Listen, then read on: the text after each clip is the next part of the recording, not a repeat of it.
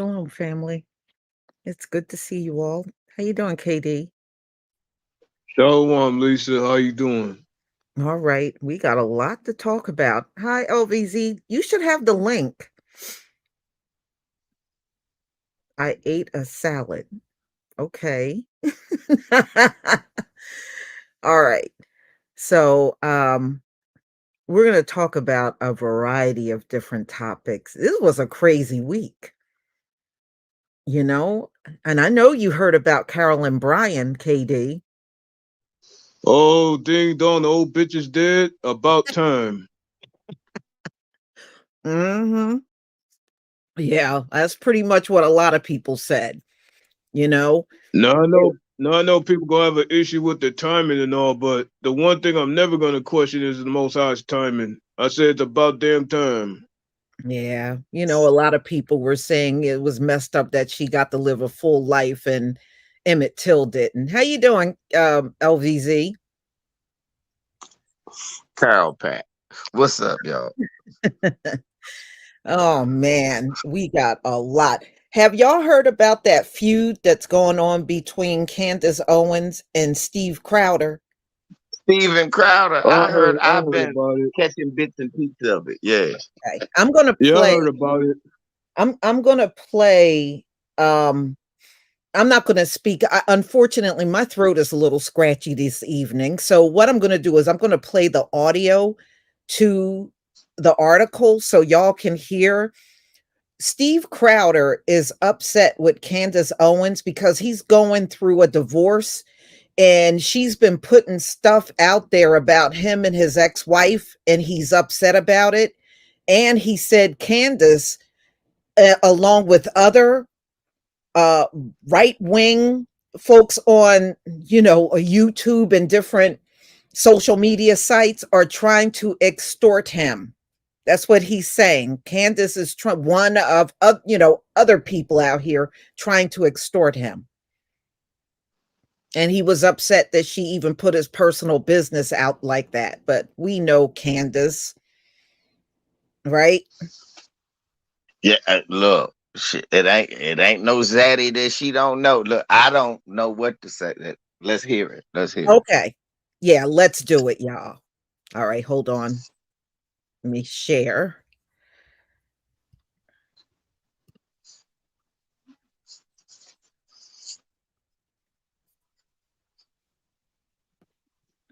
Okay. If you can see my screen, give me a one because I don't want to get started. And then folks are saying, I can't see nothing.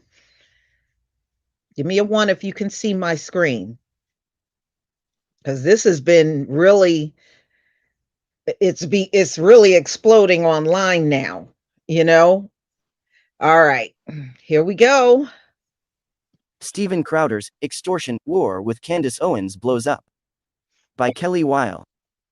Messy. The right-wing media personality accused rivals of trying to extort him over his separation. They say that's bullshit. Right-wing shock jock Steven Crowder tossed a grenade into the conservative web show world this week when he accused fellow pundit Candace Owens of trying to extort him with details of his divorce, a separation he blamed on his wife. Days later, Crowder is now on the back foot, with Crowder's attorney reportedly rebuffing a cease and desist letter from Owens, and with Crowder's ex-wife's family releasing a statement accusing Crowder of emotional abuse. Crowder, the host of the show Louder with Crowder, has been in divorce proceedings since 2021, he announced on his show on Tuesday. Crowder claimed he made the announcement in response to veiled threats from rivals on the right, namely Candace Owens, who hosts her own show on The Daily Wire. Crowder played clips from a January episode of Owens' show, in which Owens attributed a feud between Crowder and The Daily Wire to unspecified personal issues in Crowder's life. Crowder suggested that those comments, plus alleged behind-the-scenes attacks, amounted to extortion, and that Owens was threatening to leak information about his divorce. If you're familiar with the idea of extortion, then you know the feeling well, Crowder told his audience, going on to claim that some other issues or inferences have been more pernicious behind the scenes with demands and threats to use this information, which they believe would be so publicly embarrassing to me and my wife in a difficult time that it could be used, knowingly putting my children in harm's way. Owens has Huh? denied extortion allegations, and told the Daily Beast she sent Crowder a cease and desist. On Thursday, she said, she received a response from his lawyer stating that she did not have grounds for a defamation lawsuit. I sent him a cease and desist based off his claims, which made it very clear that he was accusing me of extortion and heavily insinuating that something happened behind the scenes where I somehow threatened him and his child, Owens told the Daily Beast. His lawyer came back and basically said that my claims were not actionable because he was using the term extortion as a feeling. The attorney's letter states that Mr. Crowder's opinions fall far short of any defamation. At most, he has merely opined comparatively the feeling of certain misconduct to his own present state of being again. At most they are simply reminiscent in Mr. Crowder's personal opinion of the specifically referenced type of misconduct. A Crowder spokesperson did not return the Daily Beast's request for comment. So essentially he, Crowder, knew he was lying, Owens alleged. He knew what people would discern from it, but now he's backtracking it privately by trying to make it seem like my video made him feel like it could have been extortion. Which is obviously bullshit, but this is what Steven Crowder does. He lies for a living. Owens theorized that Crowder made his announcement now, after his once ally Owen Benjamin leaked news of Crowder's divorce this week. She also speculated that the announcement was meant to distract from a recent interview in which a former Crowder employee accused Crowder of censoring him. Crowder and Owens' feud dates back to January, when Crowder went public with a job offer he'd received from Owens' employer, the Daily Wire.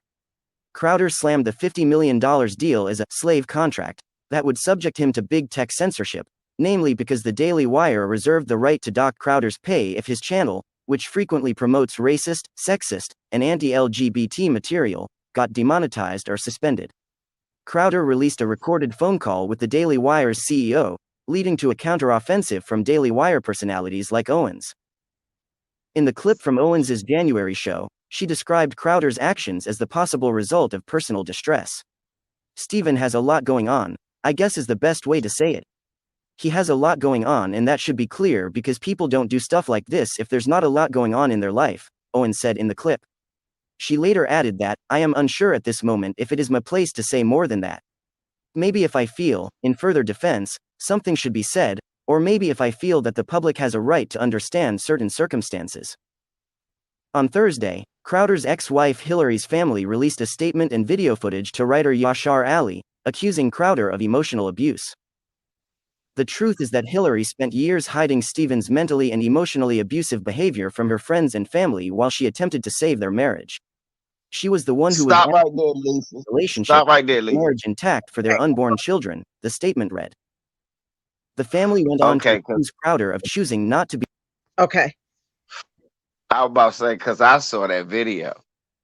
Mhm. And yeah, Steven Crowder, his wife was pregnant, and he was sitting there yelling at her, basically like, bitch, go make me a sandwich. Oh, so you don't want to make me a sandwich? Yelling at her about a sandwich while she was pregnant, just bitching at her, laying there smoking a cigar. He's a real motherfucker. When I looked at him myself, I said, damn, that's how you treat your pregnant wife, Slim? But then you want somebody to care about your kids. You ain't give a fuck about your kid when it's in her belly. Mm-hmm. Mm-hmm. He So was butt sore seriously. because he's butt sore because Candace is putting his business out on Front Street. But that's his wife that did that, though. I Right. ain't even defending Right. Candace Owens. She You're ain't said much. Yeah, I guess she had, from what I'm gathering, she had a show back in January just dropping some of the things that was going on with him. And I think he got butt sore over that. What I seen it on Majority Report or something like that. I seen it on one of these little news joints I seen. And I said, oh, that's the dude louder with Crowder. Yeah. Mm-hmm. Yeah. Straight up misogynist type dude. You kind of knew he got that type of energy with him. Yeah, he sure does. Yeah. You kind of knew. Mm-hmm. Yeah, he was humiliating her. Yeah. And Well, also it's somebody kind else. of Oh, Bougie Bobby saw it. Yeah, she was pregnant as hell. And seriously, yeah, he was humiliating his wife. Yeah. Humiliating his wife, though, KD. Mm-hmm. Well, this kind of reminds me of, when the Rona blew up. I heard a lot of this going on with a lot of the enemies, relationships, where their husbands are getting pissed off because they're not getting work and, take it out on their wife. There was a bunch of DV going on during the Rona. And this whole So, crowded situation is really no different. It's just a continuation of that. Mm-hmm. and Mm-hmm. it's also an insight to these far right incel types. That's why you don't have no woman. You sit there yelling at her while she pregnant and It's not. stuff like that, like old bitch. Yeah, right. But That's it's why. not about him asking her to make one sandwich. So don't try to act like that's the only thing that happened in their marriage. She Come is on, saying dude. that he's been putting up with years of abuse from Of him. abuse. It ain't about And no she was, one sandwich and no one incident. yeah. And then she made the motherfucker the sandwich. He was complaining about the sandwich, Right. like old bitch. Get your ass up and make the sandwich. I don't know. We got a lot of motherfucking soy boys up in this joint. I ain't had nobody had this. Look, you make the sandwich, I'm appreciative of it. If I don't like it, I'll adjust it. Mm-hmm. Mm-hmm. That's it, and that's all. I Why you think gotta I make a think real big deal talk. out of her goddamn thing? I think real talk is Brandon's falling apart, and he feel like he losing everything. And I feel like that's why he had this issue, with it, not just with his woman, but he even had employees, leave his brand because of the same problem. Yeah. I heard of a couple of employees the other day. They came out with podcasts, saying that he displayed the same damn attitude towards them because Mm-hmm. he's also Right. controlling. Yeah. Yeah. So hey, there you go. So I guess it's just the thought that Candace is talking about it. I think that's blowing his mind. Right, that's all. Mm, And look, Candace, he should already know Candace is a backstabber. yeah. Man, Candace in it for herself. And she ain't never met a zaddy who face she ain't in. Pretty Right. soon though, they gonna pass the word, man. Look, you can't trust this black bitch. She's a Mm-hmm. black Jezebel hussy. Yep. That's what they gonna start Oh, calling. and A, and ugly speaking of the foot damn, Jezebel hussy. and speaking of the damn grifter, she's really one incident away from dropping off the ball her damn self. So she better be careful. Oh, bullshit with them ashy ass, ugly ass feet. I remember that. I Oh, remember that. Mm-hmm. All right, y'all. You know we're gonna talk about Cleopatra. We're gonna talk oh about yeah. Cleopatra. It's coming on Netflix May 10th. So I'm definitely gonna be tuning in to watch it. And so they're upset because I guess they didn't pick somebody that looked like Elizabeth Taylor to play Cleopatra. And and I want y'all to keep something in mind. The ones that are saying over in Egypt that are saying Cleopatra was not black are the colonizers, the I was invaders, about to say not the those original Egyptian people. These are the ones that colonized and invaded and been there ever since. Those are the ones these, complaining. these was the Greek people and the Mm, Roman people who invaded, and these olive skinned Egyptians now that showed up. those are Cleopatra father was Nubian. right. Yeah. Her Her, father was a Nubian. That's yeah, that's not no light skinned nigga from motherfucking Norway. right. So you gotta understand where the complaining is coming from. It's not coming from the original Egyptian people that are there. It's coming from the colonizers. So just remember that. Those are the big complainers about her being black. And speaking of the damn colonizers, didn't they come out the damn caves lying I mean, when did they ever tell the truth? But you know what, KD? I'm glad you kind of said that, because by the time they emerged from those caves, Egypt was already ancient. Yeah. Literally Johnny come latelys. Super You know, Johnny come lately. they did have rulership in Egypt, but it was the shortest one. What was it? 3 years, y'all? 3 years. Mm-hmm. They had the Mm-hmm. shortest reign in Egypt. That's what they won't tell you. They act like they ruled it from the beginning to end, and that's a lie. That's a lie. They None did. of that. All I know is this. If they were there, why them cocksuckers can't make another pyramid? Because they didn't make it in the first place. Well, Exactly. how you gonna make a pyramid and sunscreen didn't even exist, and sunscreen exists now, and y'all still frying out there. Exactly. Come on. I Okay, don't know so why I got this feedback like that. complaining is coming from. The complaining are not coming from the melanated Egyptians. It's not coming from them. Just understand that. It's coming from them imitation white Arabs, y'all. Yes, that's where all the moaning and groaning is coming from. Yes, the I offspring. mean, the whole damn planet started off Melanese. So how the hell they come in the picture before them caves? They never did. Mike Lewis, thank you so much for the super chat. Great job. Thank you. Yeah. So I'm looking forward to seeing it on Netflix. There's a couple of them that are coming out. There's Queen Charlotte. You know, y'all remember the biracial woman that ruled in UK? That's coming out on the 4th on Netflix. Cleopatra will be out on the 10th.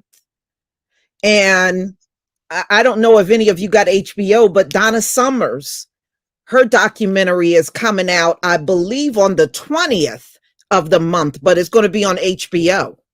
So I'm going to watch all of them. Right.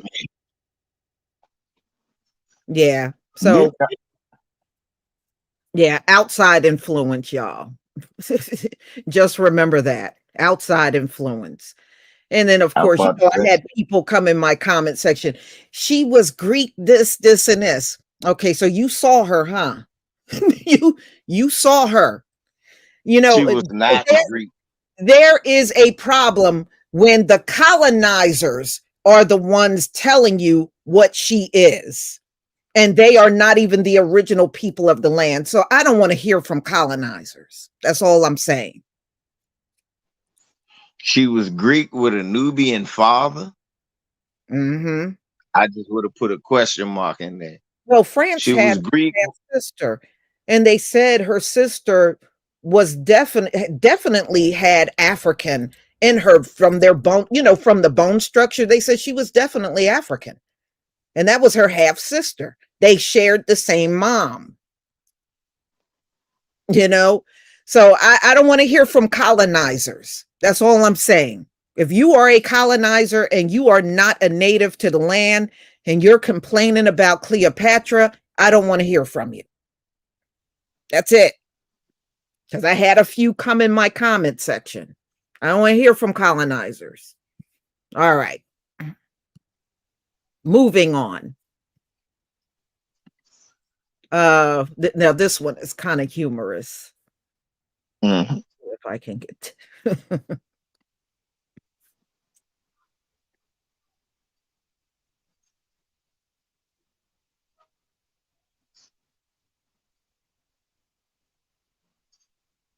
okay, so this dude,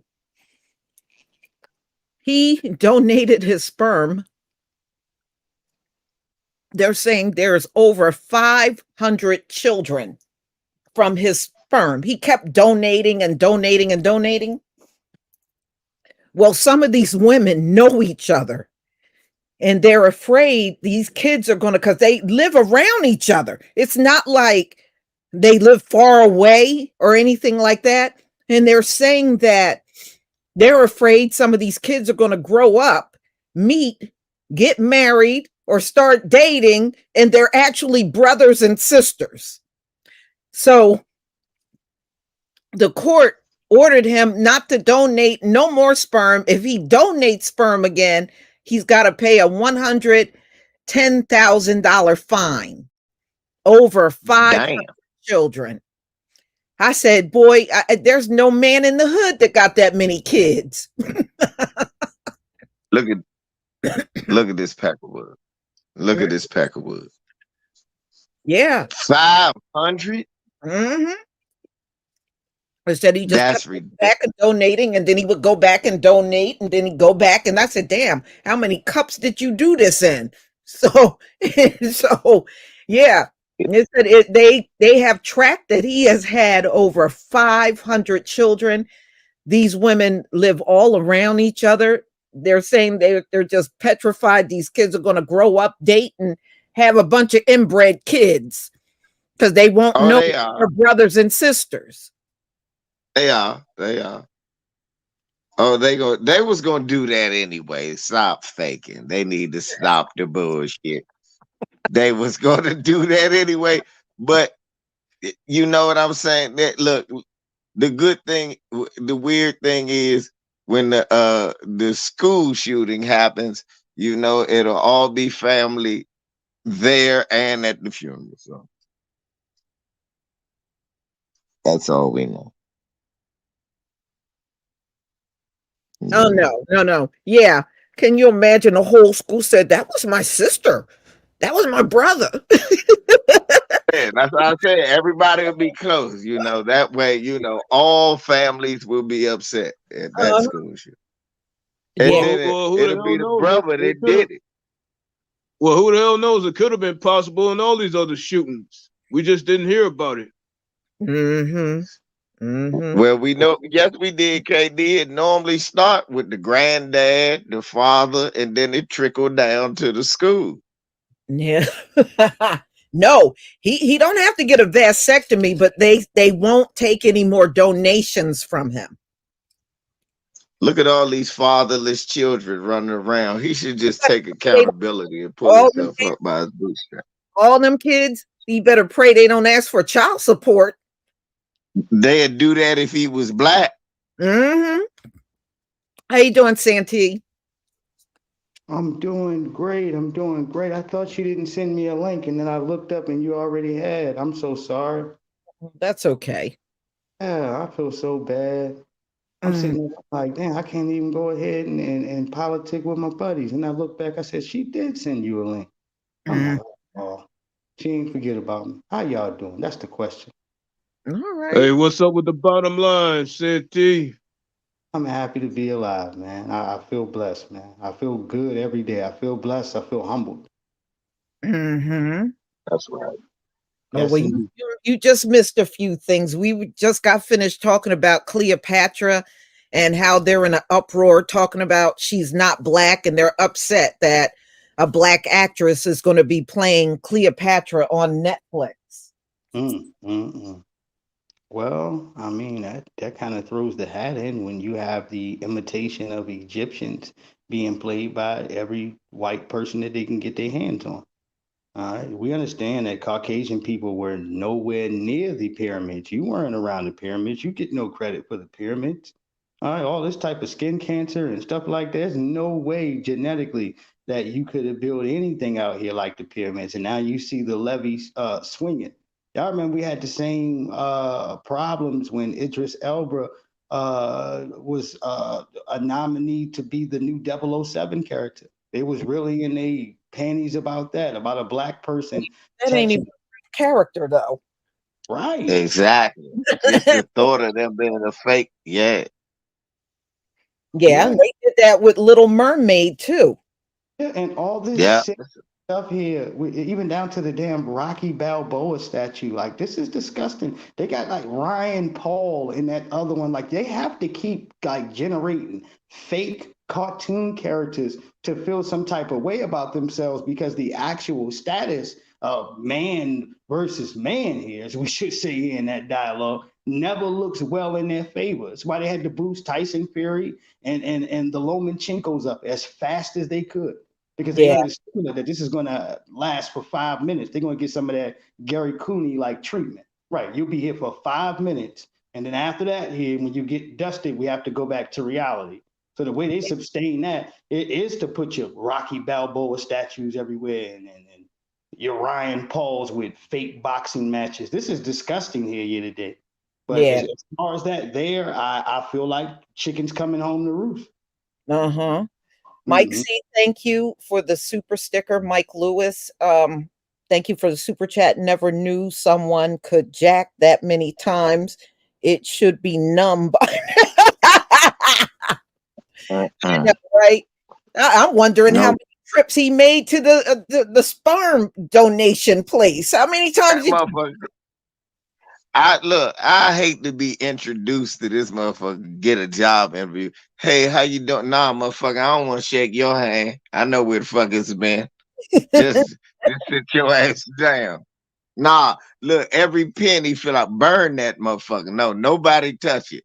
Don't touch the pen. Don't touch the doorknob, Lysol, everything. You Mhm. know what this little caveman been doing? He been snatching it like Kyrie Irving. Mhm. Ricky DD, thank you so much for the super chat. I don't want to have no children. Yeah, I mean, children is not for everybody, you know. Well, he got 500. Shit, He this got five- Peckerwood. You can go get one of his. Yeah. He got 500 babies. Oh my See lord! what the age range is between these children, because a lot of them had to be born the same year,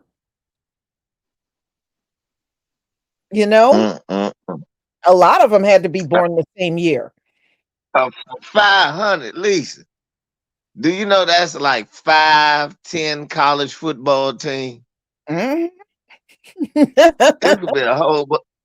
Look, he could look. He could. One of his kids could literally write a rap album and sell that shit just to his family out the trunk of his car for $5. This motherfucker gonna get paid.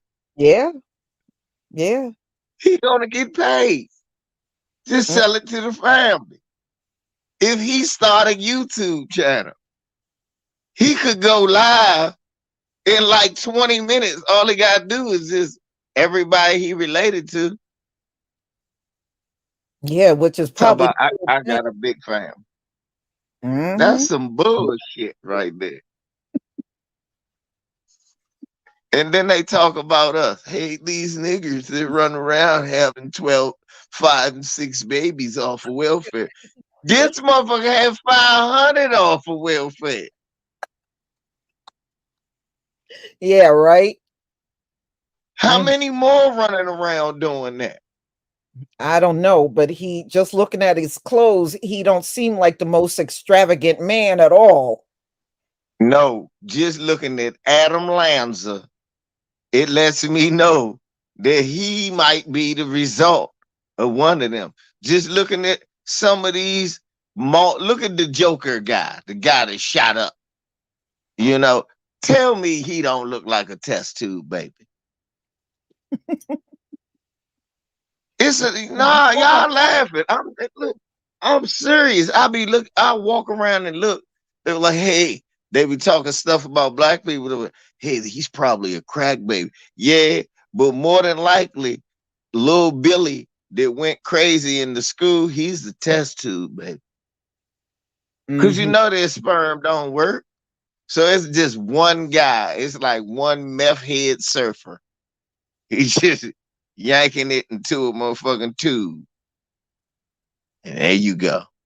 Mhm. It's sad.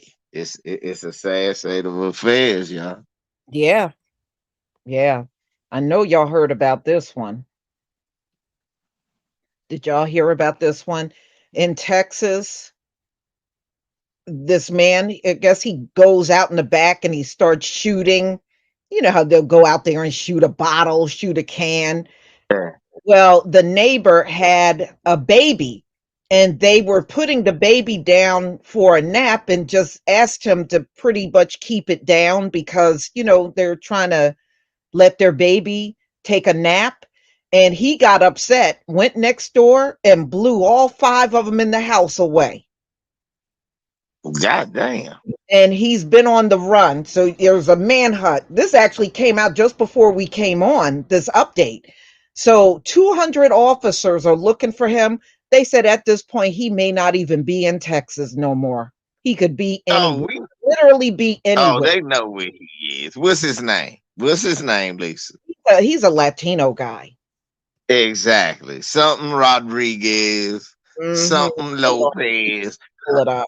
Hernandez, Gonzalez, whatever. I know that's how they like you to say Hernandez, Herrera.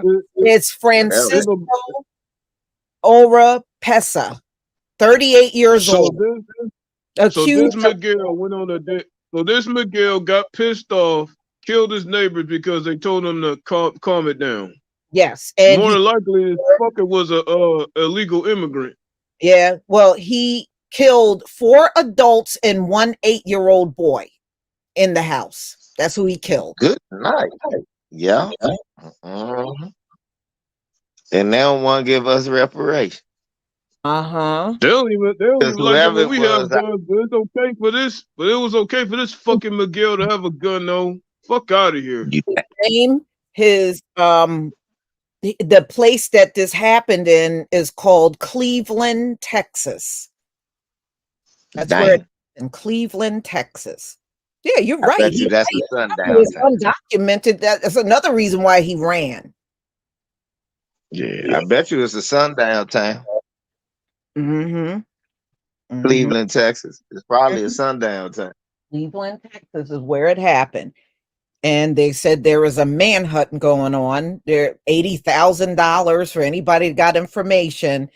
And, and they said, they're saying they don't know where he is. He could be anywhere at this point. Man, how the fuck do we know? If they don't know, we don't know. Don't ask me no questions. That's your job. Do your damn job. Cleveland, Texas is near Houston. Okay. All right. It's near Houston, y'all.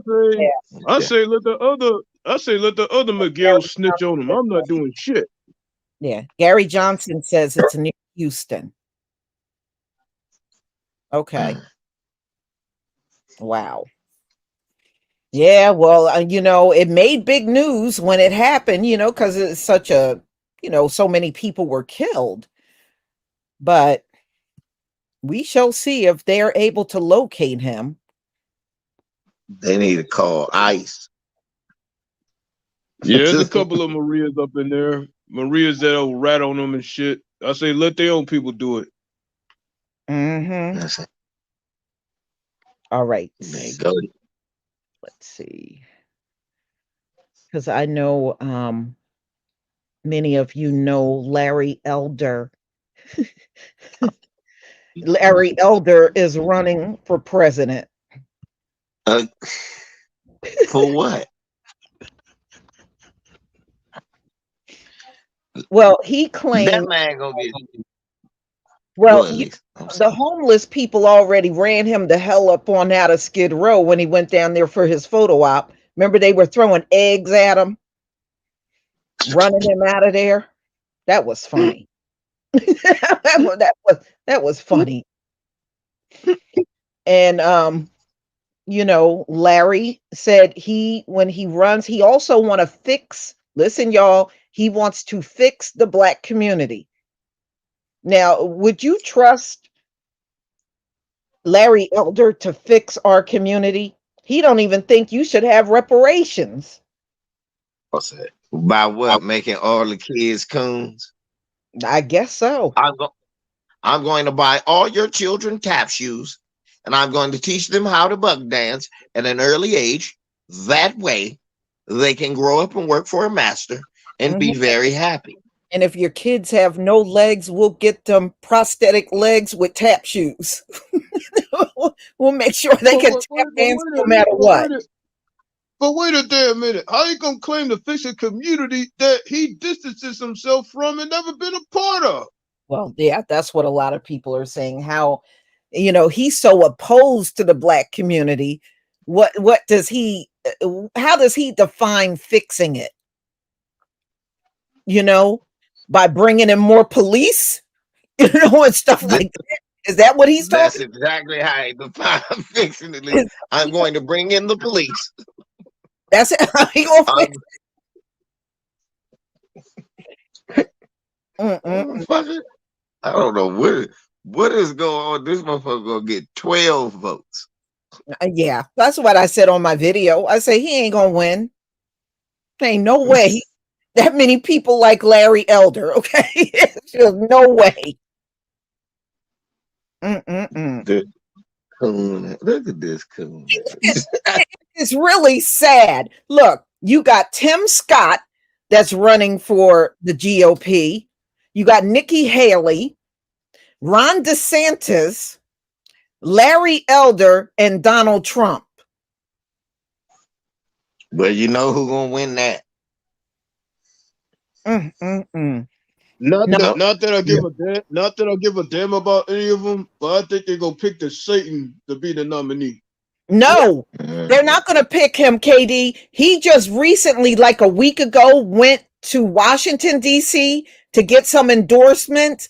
Not one GOP in Congress or the Senate would endorse him. And he was pissed. Yep. They He- won't, He got they nothing. won't endorse Ron DeSantis. Right. Because they know here from the standards of Trump owning him in public there and him running to go after Joe Biden afterwards, that cowardly stance there sticks with you. All right. So even though he tried to play it off somewhat, all right, they look at that from a thing. Are you just some conspiracy theorist that just wants to go ahead and shout a few words at Biden, or can you actually hold your own? Is there some actual identity to Ron DeSantis? And the truth is, there isn't. He does not have any character. He came up in the game straggling off of Trump's testicles. Yeah. Right. Well, Ricky DD. But then said he trying to do it off this old Disney fight that he been having. Because I remember the Satan was the one that didn't even let the Caribbeans off into Florida, and now he's trying to do the same thing with this Disney fight. That's Yeah. what the Satan is all about right now. I want to thank Ricky DD for the super chat. He said Larry Elder can eat a biscuit, but see, that's what he's trying to get our kids to do. What's he going to do? Send trays of biscuits around to the hood? Yeah. Every morning. Every morning before your kids sing the Pledge of Allegiance, I will give them a honey butter biscuit and they shall eat it. Yeah, I mean, come on. What is he going? That's what I thought about. I said, what is this man going to do for the black community? He detests the black community. I will teach them about such heroes as Clarence Thomas, Colin Powell. He'll teach them about all the buck dancers. Yeah. He'll teach them about John Lewis. I'll teach you about great men like that. What? Right. Nah, man, my kid getting the fuck out to school. I'm homeschooling, nigga. That's it. Right. He'll sit there with crumbs on his lip from a bacon, egg, and cheese sandwich. All right. And then wag his finger at you here, Hawks, about how you need to work harder. This is what he'll do for you. All right. About how you haven't done enough. He gonna know. Nah, Isaiah Henderson just said it. So actually, look, he gonna send our kids to sex education by Herschel Walker. You know, there was an article about Herschel that came out this week, and they were like, where is Herschel? They think he done left Georgia. Him and his wife left Georgia because, you know, he was living in Texas and then conveniently moved back to Georgia to run for the Senate. And they said nobody has seen or heard from or even spoken to Herschel. They don't even think he's in the state anymore. He done left. Right. Oh my Lord. I'm telling you. See, well, he gonna teach you American history with Allen West. Allen West will be out there. They're gonna teach you about black history, about great men like Herman Cain, the pizza man. Look, Mhm. nah, man. Fuck no. Can you Yeah, imagine he's America under all he gonna do is try to rip off Trump's slogan instead of "Make America Great Again," make biscuits great again. That's great? Yeah. But this is a man that couldn't even. But Look, this is a man hold that couldn't on. even bake biscuits in California. If he couldn't bake biscuits in California, what the hell makes you think he's gonna run a race for? Yeah, but you know what? When they did that recall election, I knew Gavin Newsom wasn't going to get kicked out of office. That for Larry Yeah. Elder, Correct. I don't. Exactly. And you have to, for these carbon copy Sambos, to even have the anything that's relatable to a convenient Sambo like a Stephen A. Smith, you must first create your own character. And a lot of these buck dancing Sambos are bland. They repeat the same things the other coons say. There's no true sharpness or originality about the Samboism. All right, nothing to dazzle you. If everybody is bootlicking and they got a line from here to Crenshaw, well, then obviously their tools are got to be in some type of shape here to throw them at us. Mm-hmm. Can't come in Chocolate, here with new character. And that chocolate. goes to Ron DeSantis too, as well, with the Donald Trump thing, because at the end of the day, you strip Trump from his ideology, the levels of him, and who is Ron DeSantis? But a conspiracy theorist running in front of judges here, Halls, getting his head smacked for all these bullcrap laws that he knows is not going to pass. Yeah. Chocolate Night 2, thank you for the super chat. I think he was Django reincarnated. Yeah. Larry Elder, yeah. Definitely. No, that's Steven reincarnated, not Django. Django, yeah, Django was the down guy. We like him. Yeah, Ricky DD said he also looked like a Hershey bar. Who, Larry Elder? he No, look see, like a brown M&M. yeah. You know, you like the colorful ones, and Larry Elder wants all the brown ones because he's Right, black. he's a California. Yes, he is. I like white milk, white toast, egg whites. Do y'all remember they said he was wilding out with his wife, smoking weed and pulling pistols? He said he was threatening her in there. He was smoking loud and going off. That old blonde woman he was with. Yeah, I heard about that. But I had heard Larry Elder was a hard drug user for many years. I'm not shocked. Yeah, he looked like a cokehead. He do.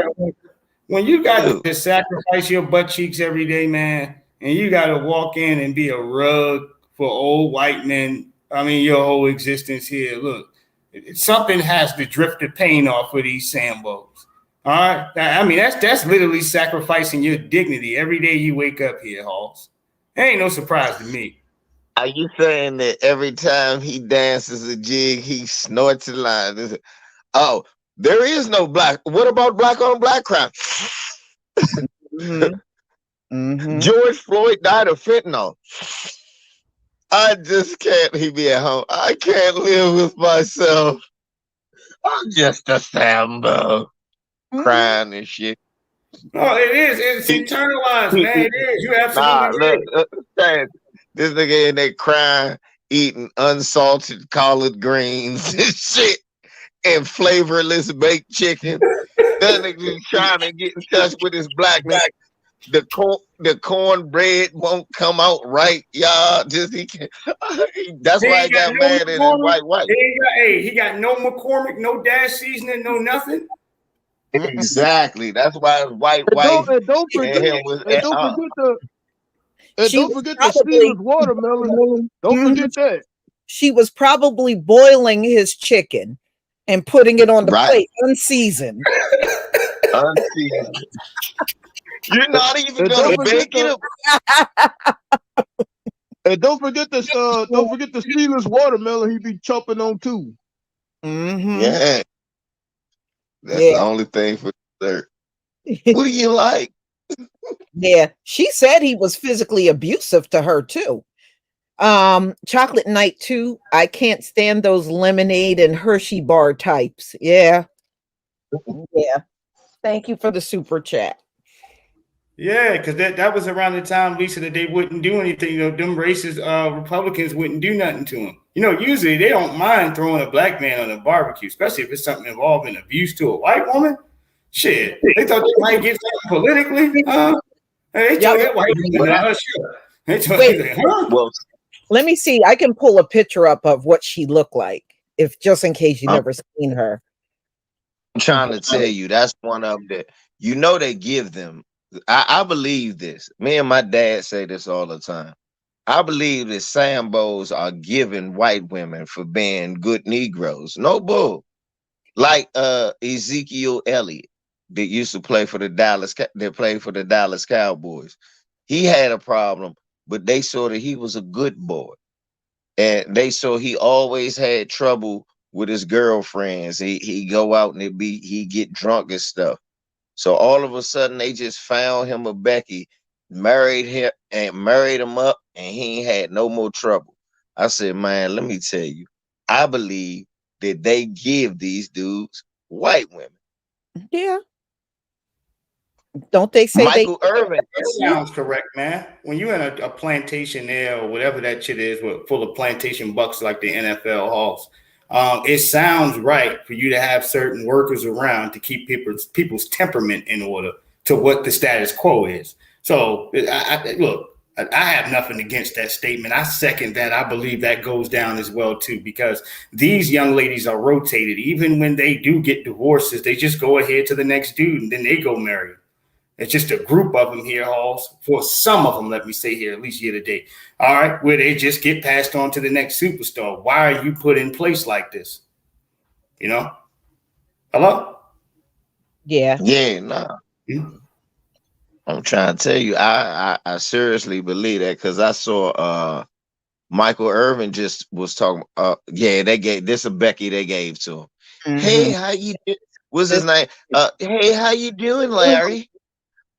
Mm-hmm. Hello, I'm Lon. I've always dreamed of a Becky like you. Hey, I've thrown my whole race under the bus just for a smell of your sweet mayoed lips. Come here. Yeah, and it's the little hard on the face white women, the disposable cash, in which they know they can throw off here the Sambo niggas. They might can get the plump joint, the Sarah Huckabee Sanders looking joint. You understand?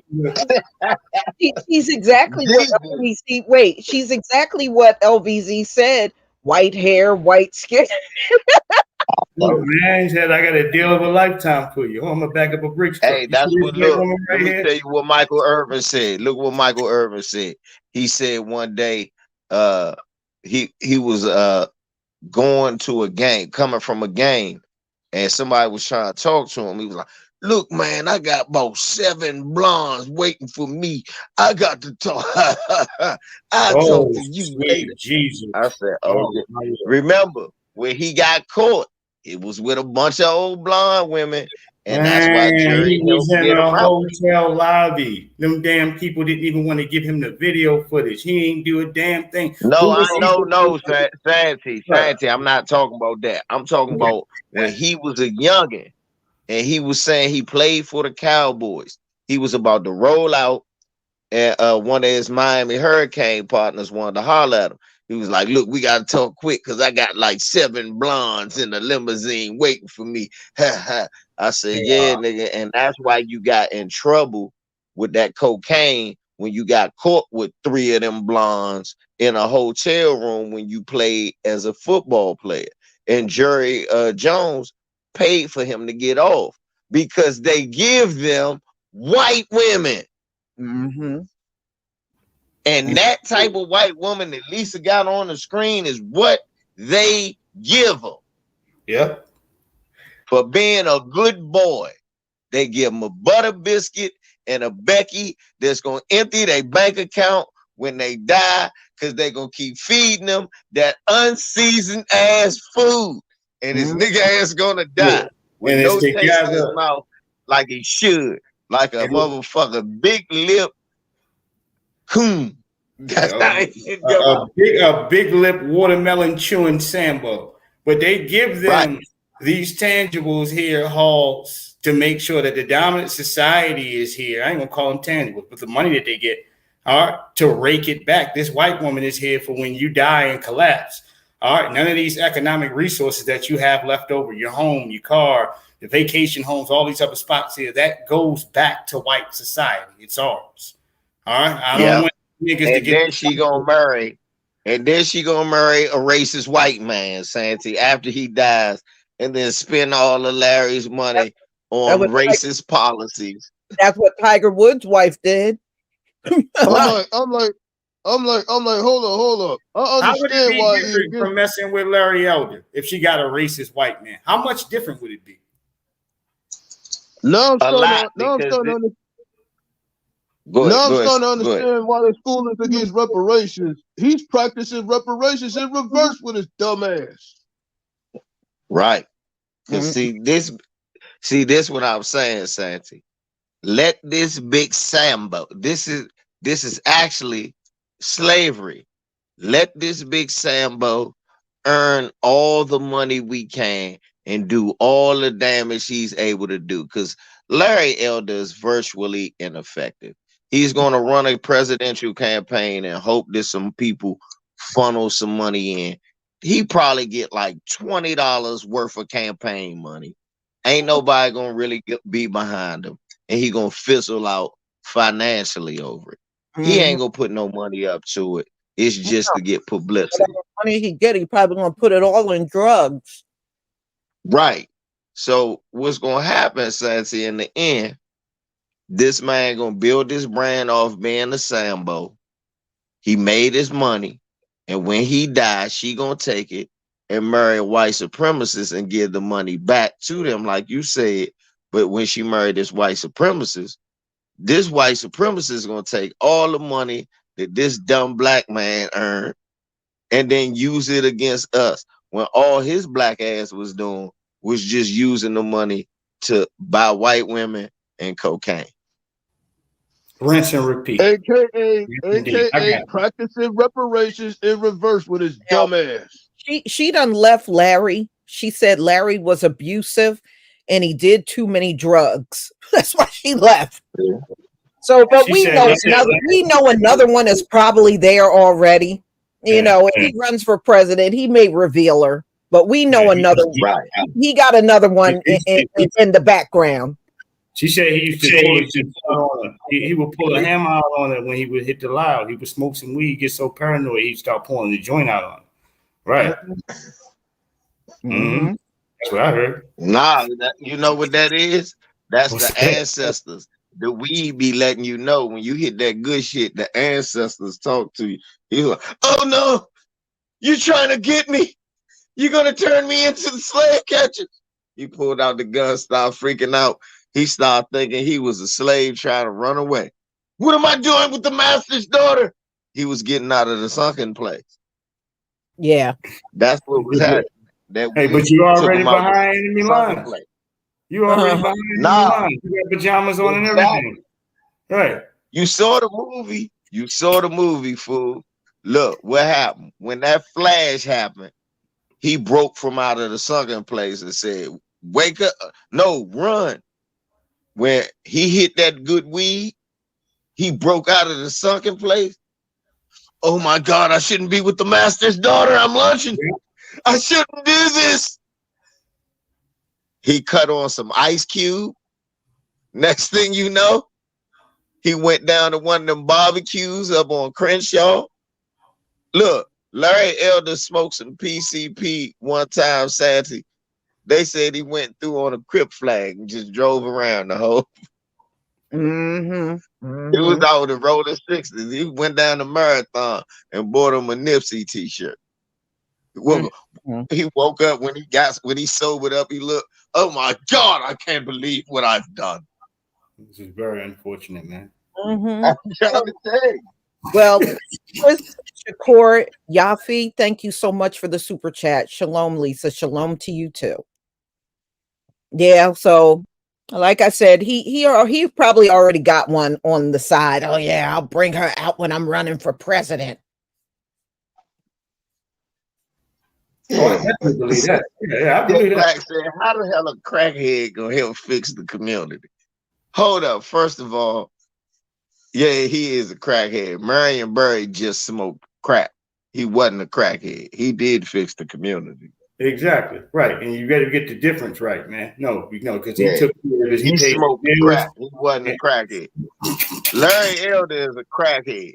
Yeah. Anytime a black man say he against reparations, that nigga's a crackhead.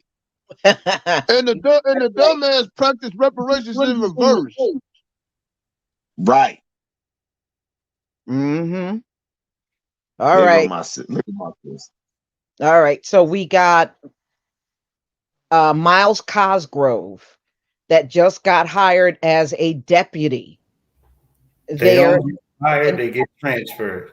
And a lot of people are upset that he can even do that because, according to what they're saying, it was his shots that actually murdered Breonna Taylor. And that's all the more reason why in America he should be unemployed. He said white supremacy does not get fired, it gets transferred. And this is what we need. See, my problem is when those officers killed Tyree Nichols, they quickly got rid of their peace license so that they can't go get another police job or get a job working for the sheriff's office. But these guys can kill and they just go to another town or another county and they get hired and nobody takes nothing away from them. Because I have to agree with Santi. White supremacy gets transferred. See, look, if that was a black cop, that nigga couldn't be a security guard at a CVS guarding a chewing gum.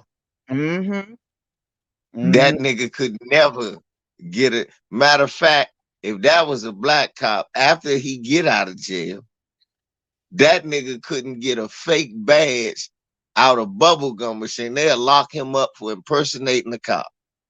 Uh-huh. Yep, some of that good old Herschel Walker treatment, right? Yeah. Right.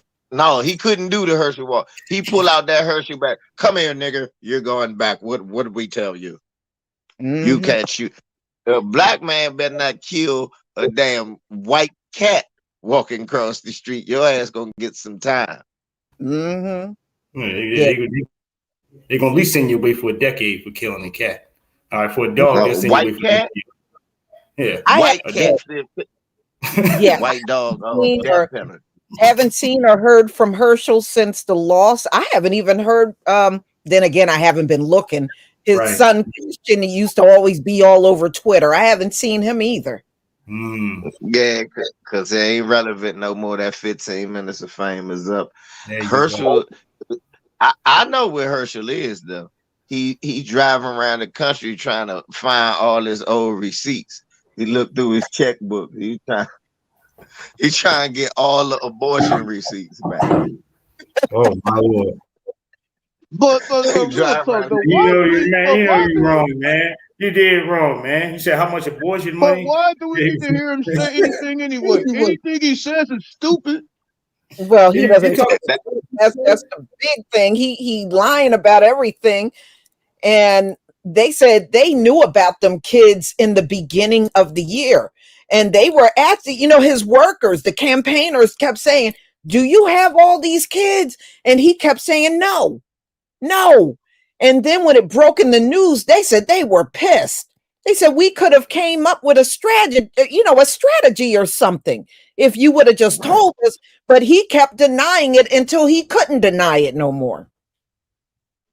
This nigga had talk about no. You're like, why is this nigga look just like you, breaking every running back record in the state? That's not my son. Right. He looked just like you. That's not my child. Yeah. T Living Life. Shalom to you, and thank you for the super chat. Chris Shakur Yafi, Israelite, this is your reparations for unfair laws, deleting Israelites on the street, the collapse of the dollar. The thing is, if things were just in this country, this sort of thing wouldn't happen. But we shouldn't really be surprised because look, they let Betty Shelby do the same thing. Mm-hmm. Y'all remember Betty Shelby? Terrence Crutcher. Yes. Yeah, I know what you're talking about. Yeah, that's all she did. She went to the sheriff's department and got hired. Tamir Rice dude. The Tamir Rice dude tried to get a job and was gonna get one. He did get hired. He Right. got hired over in Pennsylvania. In fact, where he was hired around Nicetown, I know where that is.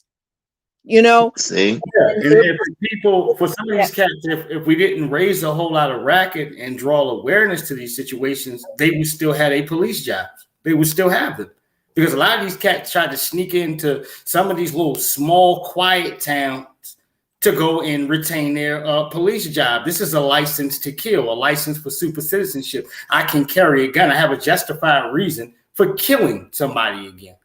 All right, and the fact that you have the U.S. that is so careless here, all right, which they know better. They can understand a background check and all that when you have a person that is a threat and a hazard to society. Sandy, stop right there now. How in the hell stop?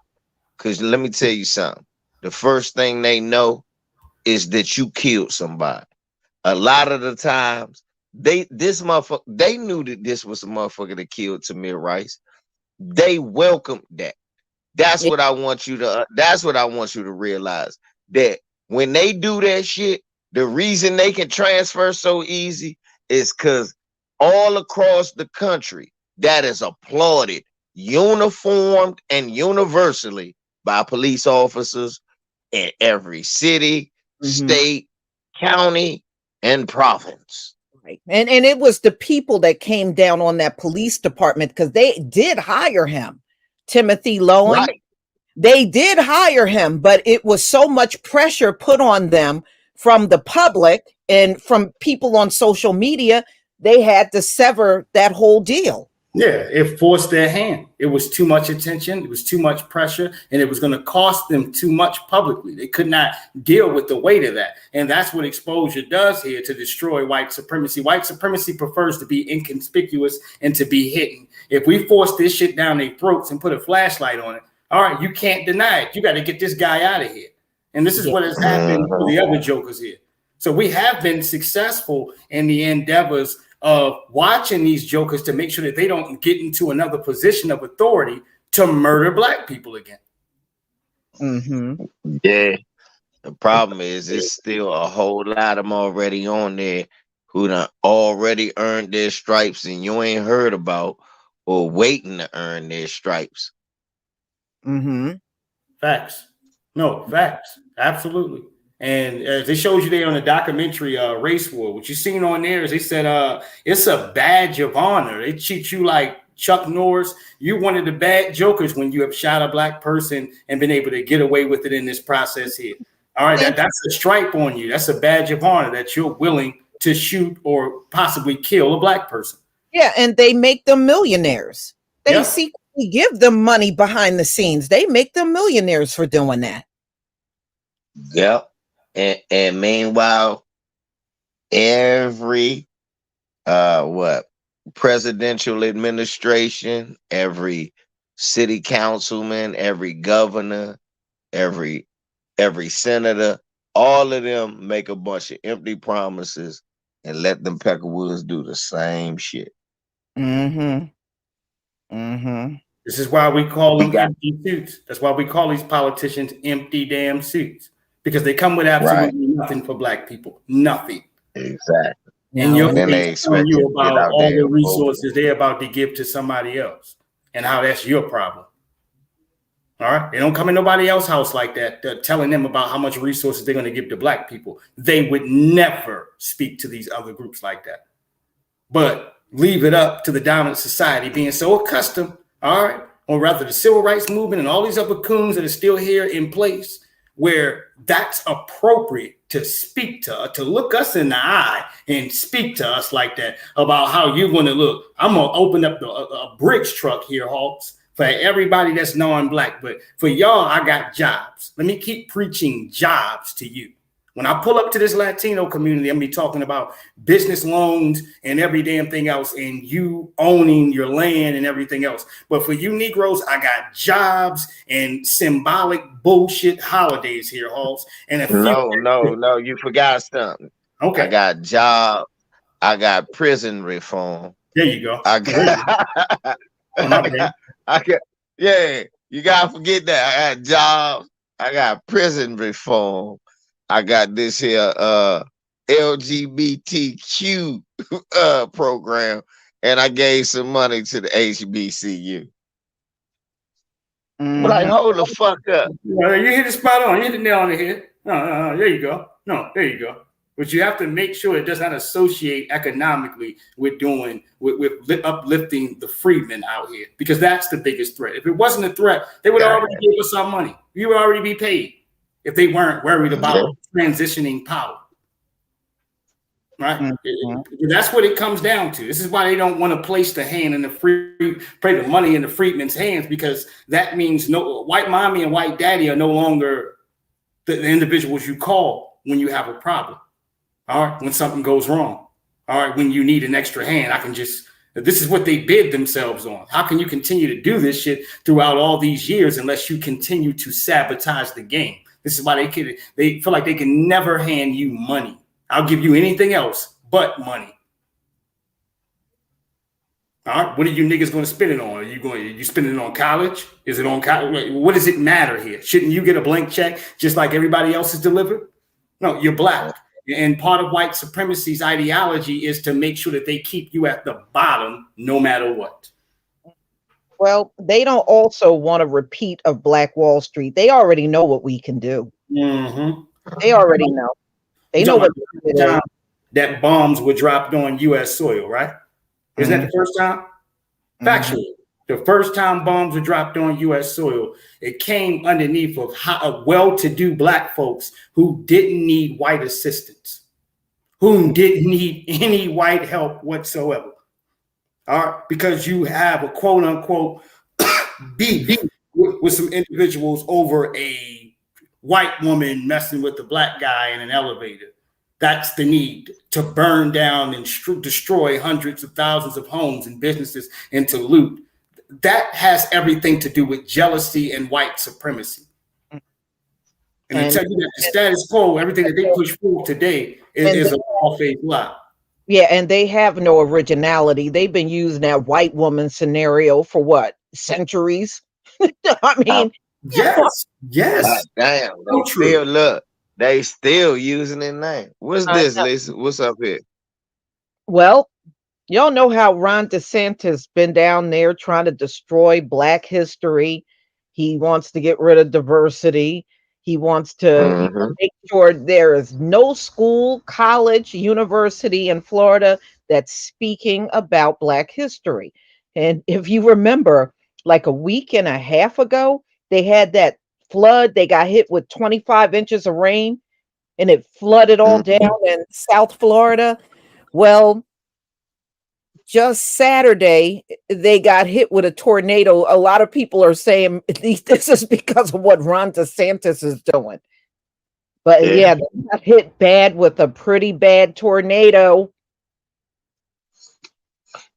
You know, and guess what? That does have something to do with Black history. That's the soul of those old slaves. Sweeping across the Atlantic, coming to get you, motherfucker. That's the ancestors. Yeah, that's the soul of them old slaves in the water. So this motherfucker, I got you. It's probably them babies that got killed by them alligators. They came back. Yeah, right. They came back. This is the dumb shit in the world right here. Like that. How the hell you gonna say I'm gonna get rid of Black history? So they gonna get out for Martin Luther King Day, but not talk about him and shit. Not even Rosa Parks. You can't even talk about Rosa Parks. That's what I'm about to say. Scared to death to lose their jobs, because you gotta understand, it's a lot of folks in there sweating. All right, thinking about having their job for next year. They're not tangent, whatever that's called. So they're not permanent yet. So they have to walk a chalk line, especially if you're one of these fresh teachers coming in here. You don't want to play any games to ruffle any feathers, to where as though you got folks sitting in here monitoring your classes. So you know what I think though? Okay, so what happens to the people that came to Florida to go to a college or university and they majored in Black history? So what? Now their degree is obsolete as long as they're in Florida? It's persona. Right, I was about to say, that makes no sense. I would start a action. Why not get a class action for that? No, hold on, Lisa. What happened? Because I done this literally for a career. So what happened to the kid and the family in the military that is originally from New York, moved to California, Colorado, Germany, and then now they back in the US and they move to Florida. They move out to Florida. They don't know nothing about this shit that's going on. They've been in Germany for 4 years, right? They get back to Florida. Their kid has been learning history. So they know about Christmas addicts, the Civil War, the Revolutionary War, and Black people's place in history. Then they sit in class and they talk around. Oh, they were like, all right, we talk about the Civil War. Yeah, the war for those slaves. You can't. What does the kid do? What you like, Mom? So does the kid go to jail now? Yeah, well, they're firing the teachers and principals that even bring up Black history in the school. They getting terminated. And for a person who's got 15, 17, 22 years, all right, you're close to getting your 30, you got 8 years away before you can get your full pension and retirement. Those are big risks and chances you're taking. I know some people are, look, you're a little bit niched underneath of these things to say, all right, well, some folks ain't keeping it Black enough, this, that, and the third. But understand, you're terrified when you understand you got that much to lose as a damn teacher. You're almost to the damn finish line. And now they done rewritten the alma mater or the objective on how you're supposed to teach things. Lisa was spot on. Okay, now I got this damn degree here. All right. On African-American studies and all of this shit like this. I got all of these credentials, and I can't even. They can't take their pension. They under a union. Right. But this is my point here underneath of that. They can use whatever I'm white not say so clauses by you trying to teach a little bit of facts on Black history. They can get you. Oh, yeah, you gonna get fired. It don't matter who you teach about. That's what I'm saying. But the problem is, how do you teach history and unblacken it? What you gonna make Martin Luther King white? You can't. No, they ain't gonna talk about it at all. They're not gonna talk about them at all. Exactly. But it's not gonna make sense though. You gonna come through incomplete. So basically, you're gonna have people who don't know about the Bill of Rights. They're gonna know about it, but not know about the people who got it there. Well, then that means quintessential. Then no reparations are owed. Ain't no racism. There's no need for reparations. That's what that means. If I erase your existence entirely, Hawks, reparations, what? Ain't no racism. The fact is this. You can't just say, we just appeared here. When it's people, we got too much documentation. What, they're going to start burning the books next? Well, they are throwing it out of the libraries in Florida. They are doing that. Right. Ain't that no mention of Black history down there at all. No, I'm talking about burning the record books, like their archives and the archives. They ain't doing that. They just getting rid of history there. So your kids will be just totally ignorant when they grow up in Florida. All they know is to be subordinate to white people. So that's why they were saying that they don't want the history taught because it will make white kids feel bad. And I was like, okay, well, white kids are not the only ones going to school in America. Exactly. It will make white people feel Hold up. What'll make them feel bad? Hold up. It'll make them feel bad that they owned a whole bunch of land and a whole bunch of people? Yeah. No, According that they Yeah. actually no, know what that's Why what would it they make feel them bad. feel bad? I think it'll make black No, kids feel bad to no, know that it, these peckerwoods we sitting up here listening to no, talking this shit owned our no. grandparents. Well, there was y'all remember Ruby Bridges, the Yeah, movie? Well, that got banned down in Florida. They won't show it. yeah, This is what this is what the white parents said. They said they don't want the movie showed because it will give everybody the message that white people hate black people. I said, but y'all do hate us. Yep. Hey, And they got hey, that no, from a believe parent. me. She's This correct. I the remember messed that up shit. thing. Nah, but this the funny thing. It was one parent.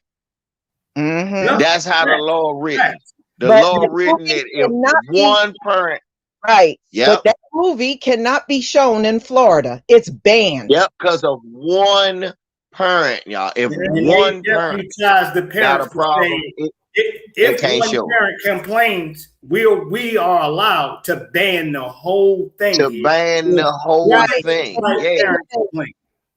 Yeah. And the thing is, the way I see it, they're just using that as it just like they're using their kids. No, the parents don't want that stuff seen. You know, Yeah. it's not the kids. The kids don't even know about the history. So how can they object to it? It's the parents. Right. And they're reminded that they have cheated and kept a white supremacist lane here in America for their own personal gains. This is not a damn Jim Crow yesterday problem. This is a today problem. Yeah. Right? Yeah.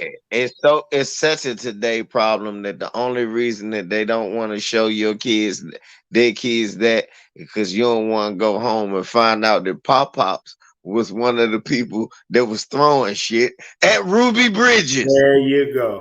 There Mhm. you go. Spot on. Or Jerry Jones was at Little Arkansas. Right, exactly. Just like how you saw Jerry Jones. Well, Pop Pops was dead.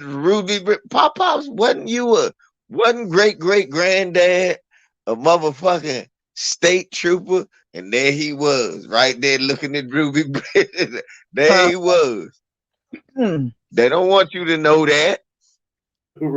Real talk, man. Real talk. There you go. All right. Bright eyed and bushy tail. All right. Yeah, they ain't got nothing to do with. Yeah, a lot of that stuff we gotta look at it more interpersonal. These people aren't dead. These people are still around, and these Yes. people are in positions of power and influence. And what they don't want you to know, want their grandkids to know, because they close to being worm food. This all that baby boomer generation shit. All them white people, their great grandkids and great grandkids, and some cases grandkids, are going to college and coming home and finding out that they had died in the war of racist family. Mm-hmm. Yeah. And Bull Even Richard Connors, Spencer knew that. right. Bull Connors' grandchildren are walking around here, Hawks. No, you better be clear about shit like that. All right. Yeah. George Wallace's great grandchildren, they're walking around here, breathing air. All right. No, white supremacy evolves. It evolves, nigga, like you going from a damn VHS player to a DVD, nigga. All right, to no But DVD. it ain't Joe, but it ain't. But see, you know them easy to trace. Them Of not the course. ones I'm worried about. The ones we worried about, Santi, is the cops that wasn't the sheriff that was disappearing black people. Well, Mm-hmm. them parents, they still out here too. Yeah. Them But cops, you're talking all about, of these areas where black people was disappearing. We don't know their names. yeah, you talk about a They're still sensitive, out. protected class of people, and a lot of the incidents in which you're pointing to, these were the damn the dentists, the doctors, you understand, firefighters, All and that shit. teachers Yeah. that were in the And neighborhood. their These were at-risk grandkids. folks. Even the Right. pastors, even Yep. their Yep. pastors, Yep. Yep. they were The full past. participants. Yep. Yeah. And right now they sitting in a Christian church next to some black people, not even knowing that, hey, my dad used to preach at a segregated church. And you'll have some white people will volunteer that information. and you'll have some ignorant black person. Lord, I'm so glad that we done changed. What? I'm like, if you don't get your racist ass out of here, Karen. Yeah, you should be sensitive that they even sitting here trying to have a conversation with you like that. Now Dude. shut your mouth, Santee. Right. This white woman's is good. Check to make sure they ain't Peyton Gendry. They ain't got the joint on them. You remember that loose lip nigga that was on the bench? Huh? You remember the black dude that was talking to him for hours? It was his best friend. Yeah. Oh Lord, you look like a genius. He looks so smart. We were talking about all great thing and Bitcoin and do you have a job, sir? No. Man, get your unemployed ass out of here. He said, I call this bench my office. The bench is my office. Well, then that's very unfortunate, sir. Yeah, nigga. I call you homeless, nigga, when you say shit like that. He said, this bench is my office. All right. I know this is somebody. Look, Lisa, before we talk about this story right here, can I give you some sad news? Can I get a family some sad news? Let's go right ahead. So right before we got on here, I got my notification from you, which was cool. I finally got one that worked. And then I got a notification from YouTube on my Voz Bars channel that Buck in My Eyes, the original remix, was removed for hate speech. Oh, shit. Right. They said the classic LVZ hit loved all across the world. Buck in My Eyes was hate speech. Oh, that's just reaching here, man. That's reaching. I mean, YouTube yeah. They're staring at us right now. As we sitting here chopping it up, you got some white supremacists staring at us right now, watching every word. Literally. I know this. I done got damn near 10 channels taken down, yo. Almost 10. Well, I got these white supremacists in a headlock, Santi. Right. I'm even on the white supremacist site Rumble. I got me a black channel putting up Khalid Muhammad on a white supremacist site. I'm gonna prove that they said they don't give nobody no strikes and they allow free speech, right?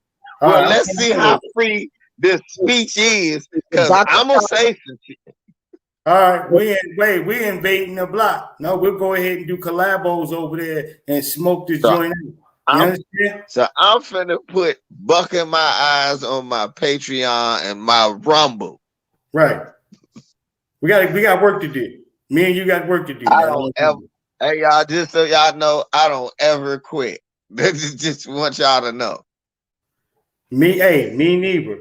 And I got my extra channel now set up, my backup channel just called Santee. I barely got any subscribers on there, but I'm working, grinding every day, trying to keep that black message going out. When you censored and banned as much as we are. Dorothy Brand, the one LVZ. Anytime you need to look for me, just type that in. Right. The one LVZ. Look for LVZ or the one LVZ. You will find me. Yeah. I'm not Rumble. Just put in good morning family and then put Santee or good morning Santee. I'll pop right up. I know it's hard. You got Rumble, Lisa? No, I don't have Rumble. I'm setting up a Rumble account. I'm not done yet, LVZ, but I got like 2 or 3 more things. I set one up. I know it's a white supremacist site. It's straight white supremacists, nothing but rednecks, Peckerwoods, all that on there. But I'm gonna put up all my material. They say they ain't gonna flag nobody. So let's see. Let's see. Yeah. Yeah. Watch they find a way to flag me. Yeah, that's what I was going to say. I said, you put all of that up, watch, all of a sudden the rules will change. Anyway, hold up, Negro. We didn't think you were going. We didn't know you were going to come here. Damn it, freedom of speech has its limits. Huh? What do you say on Django? He said, you and your nigger, you come out here, and I mean right now. Go ahead, you hoes. Huh? You come out here right now. All right? No. Yeah. Or you're one of them Karen spotting it, talking about she felt threatened. No, absolutely. Well, Popeye's customers angry over menu items. What's going on with the chicken? Where's Worcester? Where's Worcester? What did you say, Santee? I said, what's going on with the Popeyes customers angry over the menu items and you know, what you got up here on the screen? Yeah. Okay, this Yeah, is what happened. These two guys went to Popeyes, got in the drive-through. They wanted something that was not on the menu. So in other words, they were out of stock. Well, they busted the drive-through window, got in there, tore up equipment, I mean, this is all over some Popeyes. Yes.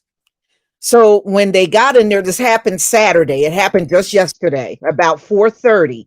So when they busted out the drive-through window, they went in there, they damaged a cash register, a computer, TV, printer, and they were throwing food around there at the workers.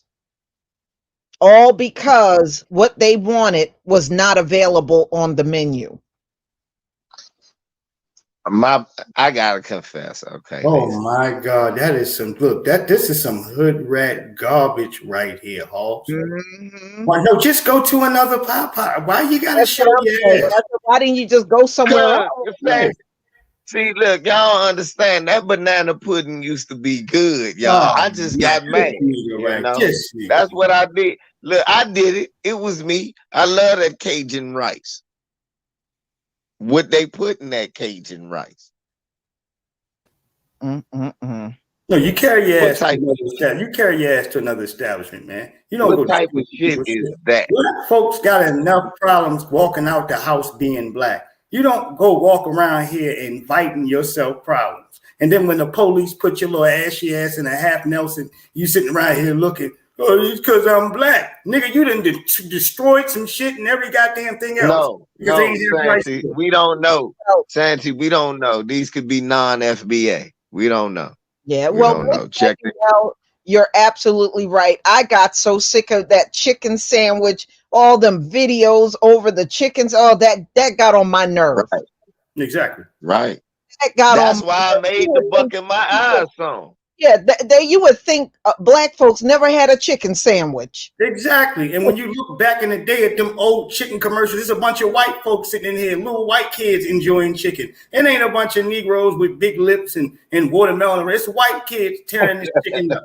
All right, fucking that chicken up, man. Crumbs everywhere. Come on, Halls. It ain't a nigga in sight. You understand what I'm saying? Come on now. They know what the original agenda was. All right. Yeah. Look.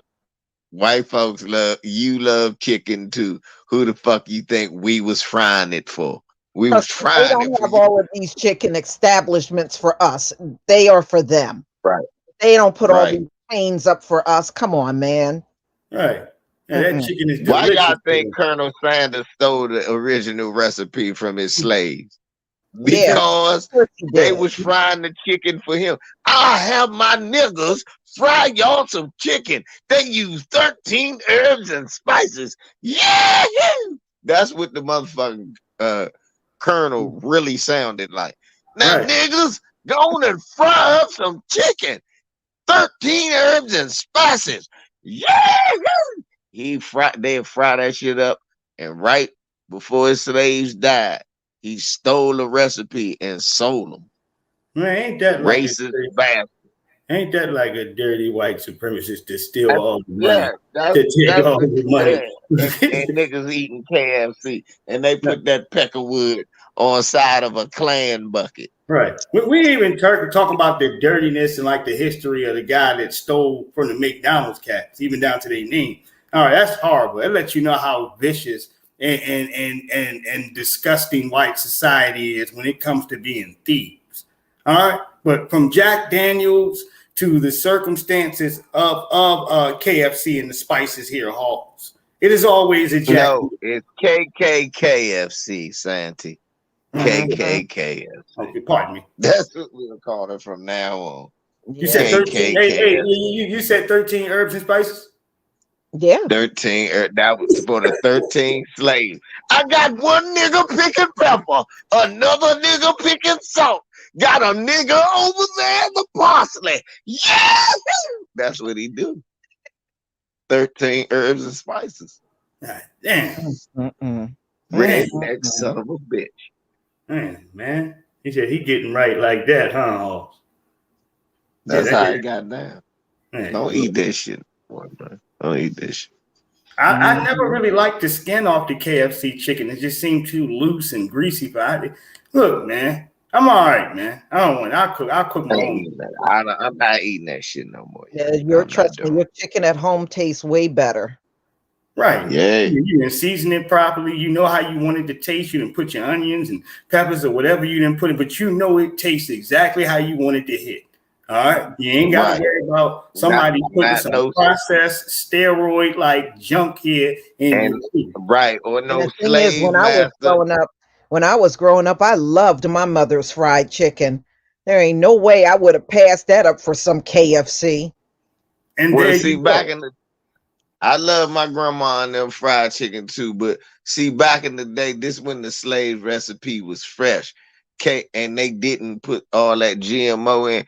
You know, you would get a KFC and it didn't taste bad. You could kind of taste, you know, the slavery in the chicken. You could taste it. You got, damn, you'll buy.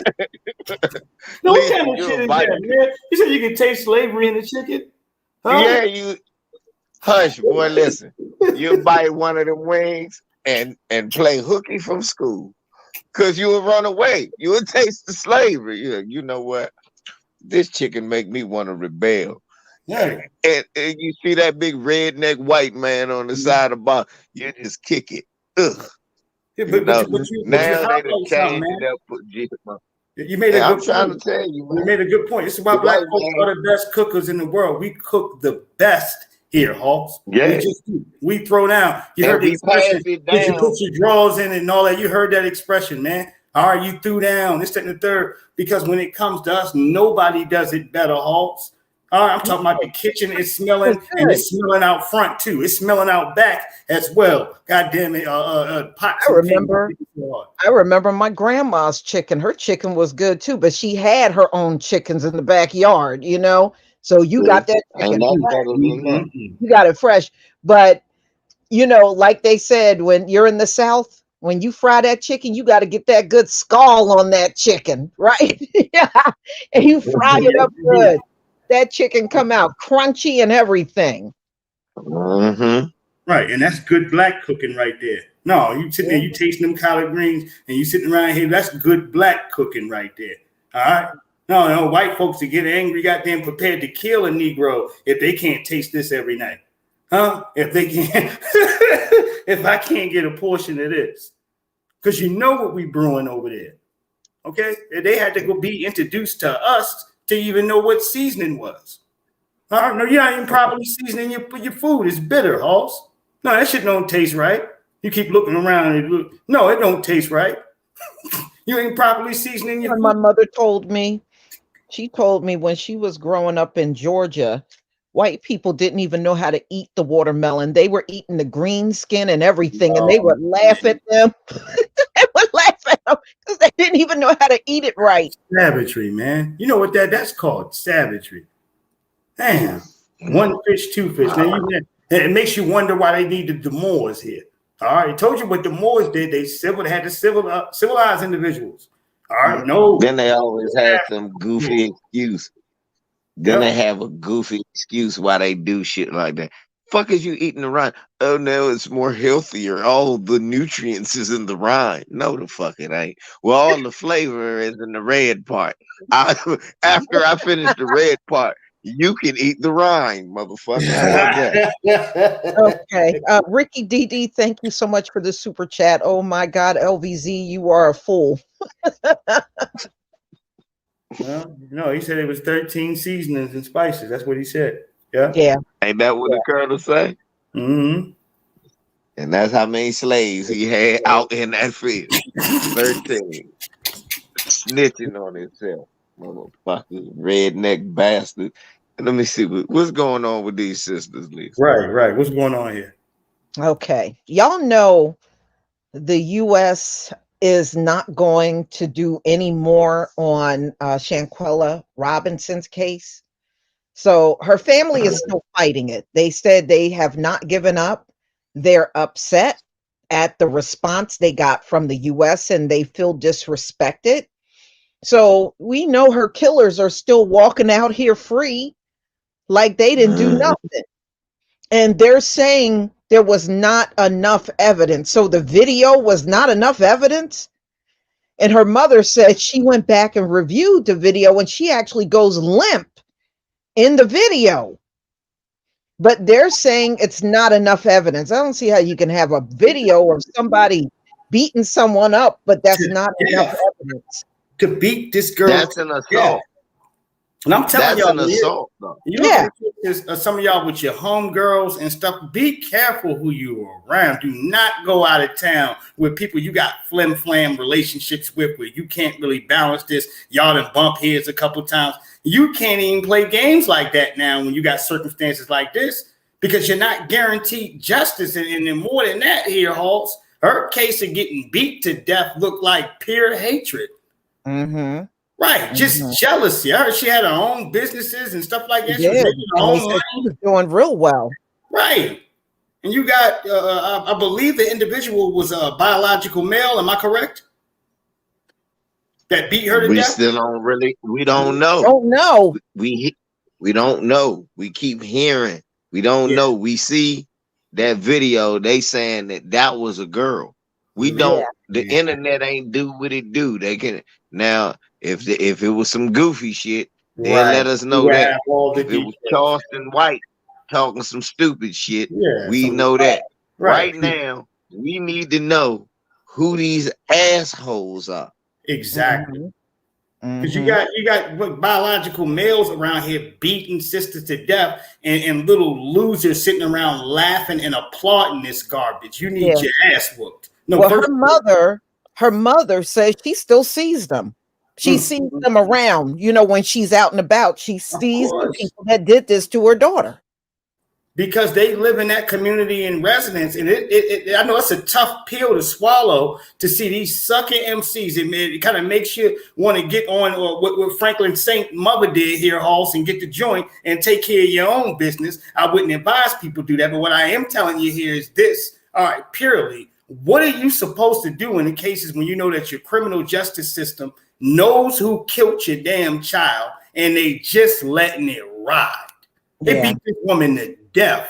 All right, all jealousy. She didn't do it. None of that was deserved. You couldn't even see her in the cases of defending and try to fight back. You understand? Nah, this is what I'm. Go ahead. Go ahead, Lisa. My bad. Well, the US was saying that it's rare that they extradite. They won't extradite an American to another country, even if they broke the law. They won't do it. So Mexico, they're saying they got the warrant and they sent everything to the US, but the US won't extradite anybody. Come on. What was up with the boy? What's that broad name? The blonde head broad that got killed over when she went on a trip to the islands, and her mother all of a sudden got a TV show out of it.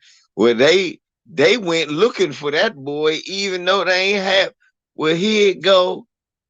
They got these black people right here. If that was me, they'd lock my ass up for what I did. That's what I'm talking about. But if that was me, I'm locked up. How come these are American citizens? I don't care that they went on American soil. They left another citizen behind and they were seen assaulting them. Right. Now you need to answer for their whereabouts, or we gonna get you for some kind of conspiracy or something. You mean to tell me? I just find it hard to believe that nothing can be done. I mean, I just don't believe that. Either nothing can be done or you just don't want to do anything. And I'm willing to believe it's the latter. They don't want to do nothing. It's the latter. It's the latter. Emmett Till's family. And Natalie Holloway. That's the one LVZ was talking about. Thank you, Natalie Holloway. Yeah, when Emmett Till's family has to rummage through boxes for Carolyn Bryant's warrant that's been sitting there collecting dust and cobwebs. It's exactly what my sister Lisa just said. You just don't want to do a damn thing. All right. No, it's not as if the tools are not here and healthy for you to be used and actually to conduct justice in the matter in which it's supposed to go down. I did send True Royal the link to come a few days ago. Yeah. Okay. Yeah, I sent that like I was way about to say we all got it. Yeah. All of us got it. Yeah, y'all you gotta understand. I didn't get it. Auntie might got something to do. I understand. We appreciate you asking, but we understand she may have something to do. Could be busy. But shout out to True Royal family. Shout out to our sister. Yeah. Yeah. But yeah, I just think it's wrong that they are saying they can't do nothing. I just find that hard to believe. You know, I think the family's upset, and they said they're never going to stop fighting. Yeah, because because black people are used to getting the lighter end of the stick. Justice was never meant to work in our favor. It was work to go ahead and recapture us and put us in slavery here, Hawks. It was never built and necessarily here to serve us. That's why the badges look similar to the slave patrol. This is all of what standard is to mold white supremacy. I was listening to a woman earlier. She was sitting there behind a podium. She was talking on some type of Senate floor. And what she was saying here is, with the civil rights movement coming there into place here, all right, they had to find smoother ways in order to, indoctrinate and elevate and keep white supremacy going. So instead of them using all the blatant terms that they would use for like white only and colored and all this. No, I'll just take the Constitution and the law, all right, and start it to place it to things directly that I know is going to affect black folks, and then just label this as law in certain states and what have you. And you fast forward here year to date, and they still don't have to put down on any laws directly that I'm targeting black people. Maybe except for in my opinion, it sets the tone for something really sinister.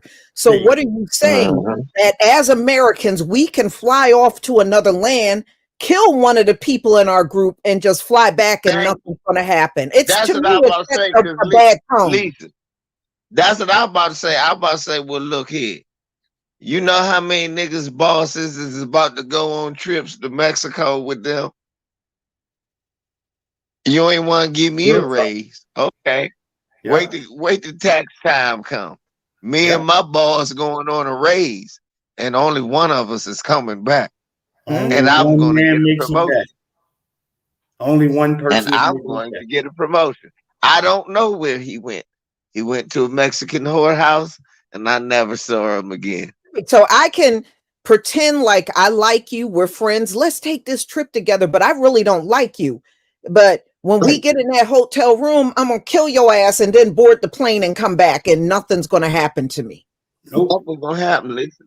I'm trying to tell you now. Man, that sends out a horrible message. No, it sends out a good message to black folks with jobs during tax time. If you want to get that promotion, if you really about that promotion, take money to make money is all old Uncle LVC is saying. I'm not saying nothing. I'm not saying you should do nothing. All I'm saying is your boss is stressed out too. Maybe he would want to go to Mexico with you. Yeah, but that's all I'm saying, And so what, somewhere down the line, we're going to hear about another group that go there and somebody die and everybody comes back. I don't know. I'm just saying that to me, it opens the door for more of this to happen. Exactly. And we can stop this from at least happening to some of our youth by putting a message out there and letting individuals know, look, if this ain't blood, like family or some folks that that you can genuinely trust, you don't be dipping off to other countries there with them, because people are dangerous here year to date. And you'd be surprised. You think somebody got a little bit of animosity for you? Oh, they got a lot. All right. And it will come out in a moment where it's no time here for you to think or to regroup about the decisions that you've made. All right. All I know is this: all the Beckys that are married to Brads, your anniversary is coming up, and he wants to go to Mexico. I'm just saying, you better think about it, Becky. Yeah. Mm-mm. I He wouldn't done be took out some making extra decisions like insurance that. on you. They've been getting murdered on U.S. soil. You seen that fans only, the white girl that stabbed her boyfriend to death? She was I'm drinking trying to tell you, mojitos the next that's day the with type a of people friend. that's gonna use it. All the old coon dudes, you run around here with Becky. Hey, hey, hey, Unduge. Like, because there's always some Nigerian dude. Hey, Unduge, don't you want to go to Mexico with me? You know I want to, because I don't want to be around these niggas. We should go to Mexico. We want to enjoy ourselves. She going Man. shake, shake, shake, shake, shake. Come on. And Duguay's gone. He left Yeah. me $1 million insurance policy just in case he was gone, though. Stabbed you to death. That's how the lady did. Stabbed her to death. They said she was covered in blood when the police came up in there. And she was still able to take her. She was home the next day around that time there, drinking mimosas with her pops as he intervenes with a person that has their camera. Hey, don't do that. Don't do that. Nigga, your child is a murderer. All right. She likes to do Right. drugs and start And not stabbing only people. that, you got to think about what happened to Shanquella other than that beating. Remember, a doctor did come to the room, but her friend said they didn't want him to take her to the hospital. So What? she Right. never went to a hospital in Mexico. See, this is information I did not know. You said doctors did come in there to check to see what the deal was. Yeah, the doctor that arrived wanted to take her to the hospital, and her friends objected, so he didn't do it.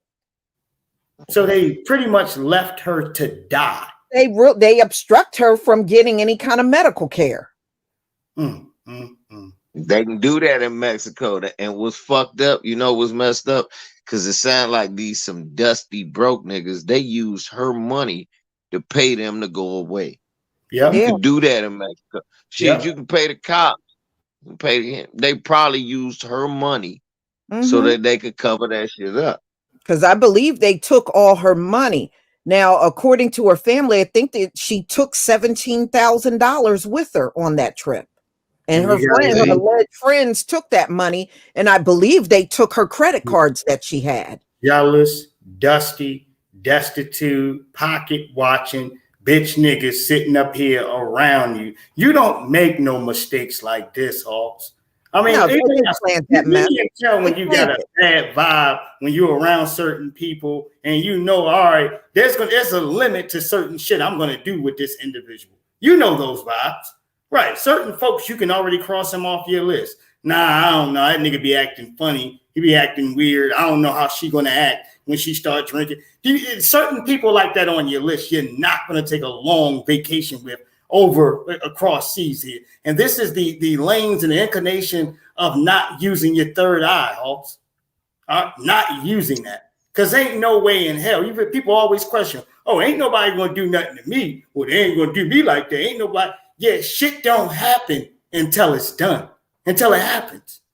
You gotta kids, this is a tale of never moving in circles that are downgrades from where you are. You should only move with people who are doing as good or better than you. Don't be too proud to be around somebody who's doing better, There because you go. you should not be going out of town to Mexico paying for nobody. I'm gonna tell you how LVZ moves. She If paid I for go out, everybody in that group. She paid exactly, out of her pocket for all the exactly, and friends to that's be what there. exactly. And let me tell you how LVZ moves, y'all. It don't matter if I got the money to pay for all of us. You should have some money to go with us too. Yeah, they're from North Carolina, Isaiah. Right. You are a grown ass person. Shanquella Robinson was from North Carolina. Yeah. Apparently, It's a lot of, if you think about it, people from North Carolina been having a lot of motherfucking trouble down there in Mexico, which you have to, and now they telling you just don't go. Right. Right. They saying that people are disappearing. It ain't just black people either. Nope. Nope. Yeah, and it's too dangerous with all that drug cartel stuff going on. I that's just one of them places I'm not excited to go to, and I just don't go there. You Right. know, with all the drug cartel stuff going on there all the time, just not appealing. Any place that shoot you and the excuse is, oops, I thought you was Haitian. Nah, I don't want to go there. Yeah, That yeah. was the excuse, Lisa. They killed Mhm. some brothers, shot a lady and another brother, and the excuse was, oops, I thought y'all was Haitian. What Yeah. the fuck? I didn't say nothing in French. It's not hard to figure that out. Once you hear an American say something, speak, you know that's not a Haitian. Right. I mean, to Somebody me, said, it was too many indicators that they were not Haitian. I mean, how about looking at the tags on the car? You know, I don't know. I don't know if I'm fully buying that. It was too many. You could have spoke to them. thank Americans don't sound like Haitians. Now look at the tag on the car. I mean, you mean to tell me they couldn't figure it out? exactly. Their retort was, oops, I thought you was Haitian. What the hell you mean you thought I was Haitian? What does that mean? You was black. That looked Haitian to me. Who is this DC bus guy talking about that's racist? It, is that guy a troll? If he's a troll, go and say if you a troll. We're gonna get you out of here. You ain't your bus. Mm-hmm. But yeah, that's horrible what happened to that young lady. It And it's is. messed up. You look, you black here, you can't get justice nowhere, y'all. Yeah. You Lakeisha can't get Busy, justice in Mexico. she was going there for a tummy tuck. That's what she was Yeah. going for. And you know, because she got arrested not long ago, and they Mhm. said she had 6 children. That woman had 6 children. Right. You don't need Six no tummy tuck. children. You need to kick And you some of them went, dicks away. That's what you need to do. ah, Bitch, kick away some of them dicks and stop. Or at least look, or at least put a rubber on one of them. I she was got gonna six get a tummy children. tuck. Oh, bitch, you don't need no tummy tuck. No, she need a hysterectomy. I need Damn right. a tummy tuck. Hey. And Mhm. you like, and then what's with these middle-aged ass women talk about some tummy tuck? Sisters, let me tell you something. If a man don't understand that you gonna get a little bigger when his ass is too, fuck him. All I'm saying is this, y'all. Real talk. What are you talking about getting the tummy tuck and you 48? If you don't get your ass up and go to the gym and eat you some asparagus to stop that bullshit. She got arrested. I did a video on it. You probably just didn't see it a few days ago. She has a daughter. Her daughter got into a fight with another child. And instead of being an adult and maybe just break the fight up and take your child home, she hands her daughter a loaded gun.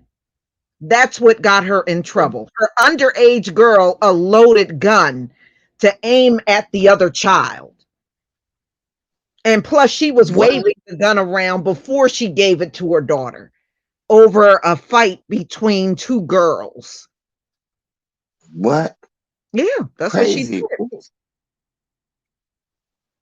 The Hmm. the lady who got shot, Yes. The lady that was kidnapped in Mexico. she look a little. I mean, I hate to like brand people, But when I be seeing the thought dots and all of that shit, then you going to get a BBL and a tummy tuck and you 47 and you got the motherfucker the wig glued up top on your head. Nah, she looked a little rashy to begin with, right? But that don't mean you deserve to get shot.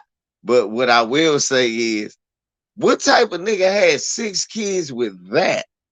I don't know. They may not even all have the same daddy. That's what I'm It saying. just says that I she don't had believe 6 they do kids. either. They didn't say who the man was in the article. Yeah, well, I'm a just lot of saying, people go to Mexico for those procedures because they're a lot cheaper than getting it done here in the US. A lot of people go over there for prescription drugs too. They get their scripts filled in Mexico. yeah, that's true. But ain't that what Kanye West mother died from? Yeah, I Getting a think she was motherfucker getting a breast. overseas. She was getting a breast reduction, and if you remember, Coretta Scott King, she went to Mexico for some kind of cancer treatment, and if you remember, she died in Mexico. Yeah. No, Mo, Kanye West mother was getting a liposuction. Right, she was getting her breasts reduced. You can See, liposuction breasts too. but they told her old ass not to do that, and she left to go Right, do. because I What the believe hell was she? I believe she had a heart problem. That's why they were Right, advising her not to do it. right. Yeah. And they told her not to do that shit with her old ass. No, but I'm going to get my sexy back. No, look, Yeah. Yeah. no, Well, no. they had some kind of, because I remember they explained about Coretta Scott King. They had some kind of treatment for that Mhm. cancer in Mexico that they weren't doing here in the United States. That's why she went all the way to Mexico for that treatment, but she ended up dying in Mexico. Yeah, but that's different, Lisa. You going to get some treatment or some medicine. You not going there to do no cosmetic surgery. Right. You And going there and to do and some vain cosmetic surgery. right. And then you remember Malcolm X's grandson got thrown off a roof of a building there. Yeah. When Yeah, I y'all first remember heard that, that? that's when I realized. I ask people all the time, they be like, "Wow, you ain't never go to Cancun?" First of all, I know this gonna sound rough, but fuck it, I am who I am. I don't like them motherfuckers over here. The fuck I look like going over there. Yeah. Yeah. I know that sound rough, but I'm honest. If I don't like you here, why would I go there?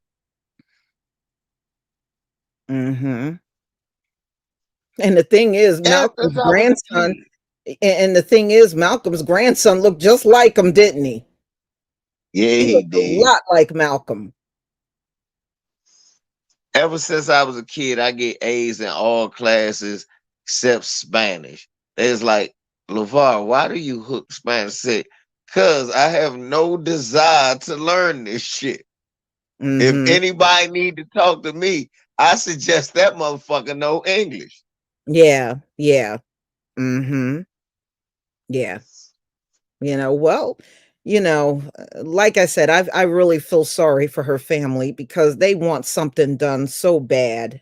And without the US getting involved in the whole thing, I don't know.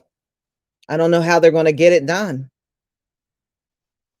Mm-hmm. Not unless somewhere down the line they reopen the case. I mean, that's possible.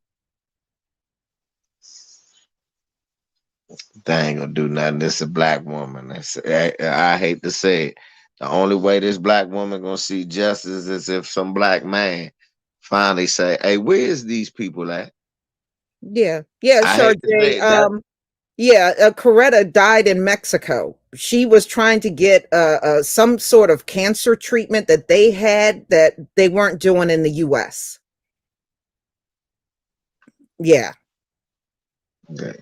but she never gonna get the justice she deserved No. until a black man in her family decides to help with that.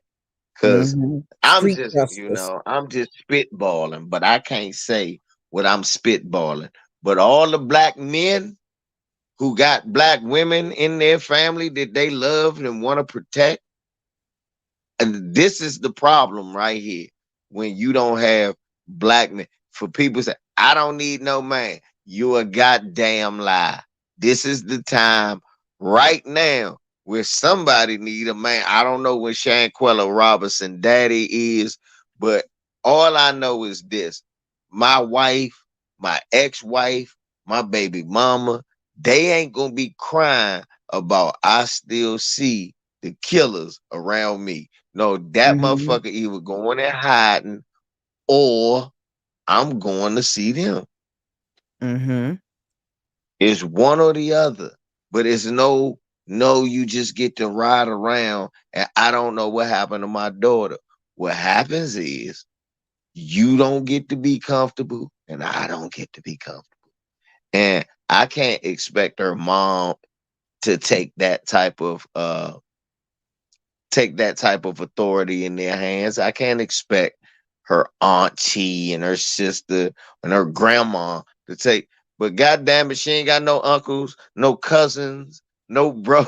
It ain't nobody in that. Ain't no No, I damn mean, man in that family. they did interview her father, and I seen him. But as far as other men in the family, no, I have not seen them. I'm not saying they aren't there, but they were not interviewed.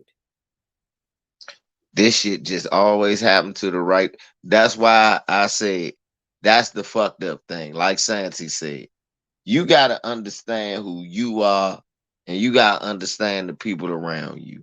You got to understand your type of family. They knew these people who went there with this malice in their heart.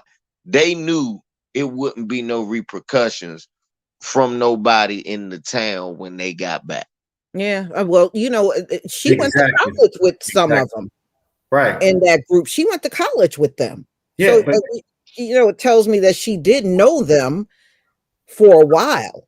And that lets you know how much bitter stuff that some of these suckers sit down here in jealousy that they're willing to carry in their heart. Some people are awesome at being phony because they never had any code to stand on anyway. All right, that's why it's cool, yes, to know in detail. How are your friends doing? God damn it, Lisa hits me up to make sure I'm all right. If I'm missing in action for Lord, she checks on me mentally to see if I'm good. All these things are quintessential for knowing what your circle look like. You have to know. You can't have no terms where it's guess who, and you sitting around here, you go from chilling and y'all putting your beach clothes on to getting assaulted here and getting beat to death. That comes from you not being cognitively sane, all right, and properly vetting the individuals who are going to be closing their eyes around you in a different country. Also. Yeah, and True Royal, I did send that link again. But the thing is, there were signs, because when they got to the hotel lobby, they said they were in the lobby sitting around. And the person that worked at the front desk said they noticed Shanquella was kind of off by herself, and the whole other group were all talking and laughing, but she really wasn't involved in that conversation. She was just kind of sitting there quiet. I think that shit was a whole plan. You said they stole all her damn money. She had $17,000 on her. $17,000, they said. An isolated individual is easy for the pickings. They sat up there and called her mother. They told the doctors to go away. They paid the people to stop checking up on them. And like all this seems like it was. You know what I think? You know what I think after y'all broke that down? Honest goodness, y'all. I think that based on what Lisa just said, now I just got a whole picture. So what it was, why we know that she paid for the whole trip. We know she paid for the whole trip, right? They told us that. Yeah. Maybe she paid for the trip and these motherfuckers was like, hey, look, I want to go. I'm going to go, but I'll give you the money back when we get there. Bingo. Or won't you pay for everything out front and we'll just give you the money back. And then she sat off to herself, probably pissed that, damn, I got to front all this and these people ain't helped me. She might have said something to one of them, and then something happened. Exactly. Because when you got this little bitterness in here with little hating jokers like that, the last thing they want to be told while they're broke is that they're broke. You ain't got stop asking me for money. Yo, you all in my pocket. Yo, I haven't even eaten yet. Why are you all on my ass? And then that goes from you G-checking the individual to them beating you to death because they're broke. I have seen relentless, broke, dusty individuals try to go after the person with money because they refuse to take care of you. All right, because they refuse to be your surrogate parent or make sure that they look out for you. You are entitled to nothing from another adult. You know, right? And the way they did it, they said she fell asleep, but the rest of them were all wide awake, and they abruptly snatched her out of the bed. So they completely caught her off guard. After she paid for the trip for all of these dirtbags, you go to beat her in her damn sleep here? Yep. They said she was sound asleep. And the one girl that was fighting her on the video abruptly just snatched her out of the bed. Yeah. And you know you're going to be a little off balance, especially waking up like that. Your equilibrium, your temper, everything is just off. You're completely mentally off balance, physically too as well. Your brain hasn't even caught up with the circumstances of what you're around. Not to mention your adrenaline is rushing because you're being attacked. Yeah. You're physically being attacked out of your sleep here. Yeah, Lynn Bernard. Yeah, they said she was nude, but her family said that's how she always liked to sleep. There's a lot of people that do that. That's really no big deal. A lot of people like to sleep. Yeah, it was just an older gentleman. His apartment is part of the rec center. And the police had a wrong call, and they went into the rec center and marched him out. They would not let him put a pair of drawers on. Nope. Yeah, they'll do that to black folk. If you remember a few years ago, it was a black woman, and they went into her apartment. It was she was in the shower. Yeah, they snapped her out of the shower, and they didn't let her put nothing on. She was in the middle of the living room screaming for 4 minutes to get something wrapped on her. And they weren't even the right apartment. They went in, hers was the wrong apartment. Yeah, because the informant gave a bad tip. The informant that they had gave a bad tip about what address that the so-called criminal activity was supposed to be going on, and gave her address. And this is why you had race soldiers, at least 5 or 6 of them, standing around her as she's standing in the middle of the living room screaming at the top of her lungs here. Wouldn't give her a blanket, a comforter, or nothing. I think they eventually let her wrap up with a sheet after about 4 minutes or so. Somebody finally gave her something. All right. Didn't she get some money though? Yeah, she got over. Yeah, she get some money. Yes. Yeah, she got over $1 million. I don't know exactly how much money it was, but I want to say it was over $1 million. She deserved it. They're always doing that. It's just like that old lady that had the problem at the bank, and they made her strip down to nothing on, and they took her to the prison like that. Y'all remember that? Yeah. They love humiliating our people like that. Oh my, yes, they do. And it's equivalent. And I was talking about this earlier on my live stream. It's equivalent to marching us out like livestock. LBZ used to always remind me of this when he talked about the Washington, D.C. zoo. He said that black people were on display there for you to look at. They were at New York too. At the New York Zoo too. Right. So and white supremacists in New York, they put them with the monkeys. Right. So they marching you out like cattle. All right, just like they did before. You were hogtied and every damn thing else. But this is how they marching you out. Even to the upper echelons, when you talk about the demonic side of systematic white supremacy, when they served up black folks here, all right, they would cook to eat you. This is what the wealthy did. All right, you were hogtied like a pig, and they would literally eat you after roasting you here and serve you right there on that damn table like that. Right. They said in today's money, each slave was worth about $42,000 per head. All right. So, and I'm just giving a ballpark number, but I believe that's around the correct calculations. But the point is, this is how barbaric they were. Even down to Nat Turner's story, these bastards was so filthy. They sitting here drinking his aphrodisiac here, Hawks. Right. Mhm. This is their culture and history. And a lot of it here is disgusting, and it attaches to the same rather cartoons and raggedy imagery that they show of black folks, which don't exist within any parts of our damn history. All right, we weren't never no damn cannibals running around here trying to chew on somebody on old Jeffrey Dahmer type of stuff. Your whole house is funky, and you can sit in here for years around black folks and don't nobody want to take a flashlight to see what's going on. They gotta literally catch pictures. Jeffrey Dahmer was sick. Oh my Jeffrey God. Dahmer was sick. Did you hear? It wasn't until I watched his that Jeffrey Dahmer thing they did on Netflix. Yeah, you were telling me about how you The were thing watching. is, he was so sick when he got behind bars. They said none of the inmates went near him. So what Jeffrey Dahmer would do is when they would, you know, if he was walking past an inmate, he would lick his lips like he gonna eat them, or say, "Oh, a human thumb tastes better." You know, he would say and do that. That's what he was doing to those inmates. Oh my God. And Yeah, many of them got upset. That's why he got beaten up. He got beaten to death the way that he did, because he was doing that kind of crap around those inmates. He got beat to death in the prison? Huh? Yeah. Yeah, he got beat to death because he kept messing with them inmates. You know, like he was motioning like he was going to eat them. Well, that black man beat him and another prisoner to death. Yes, he did.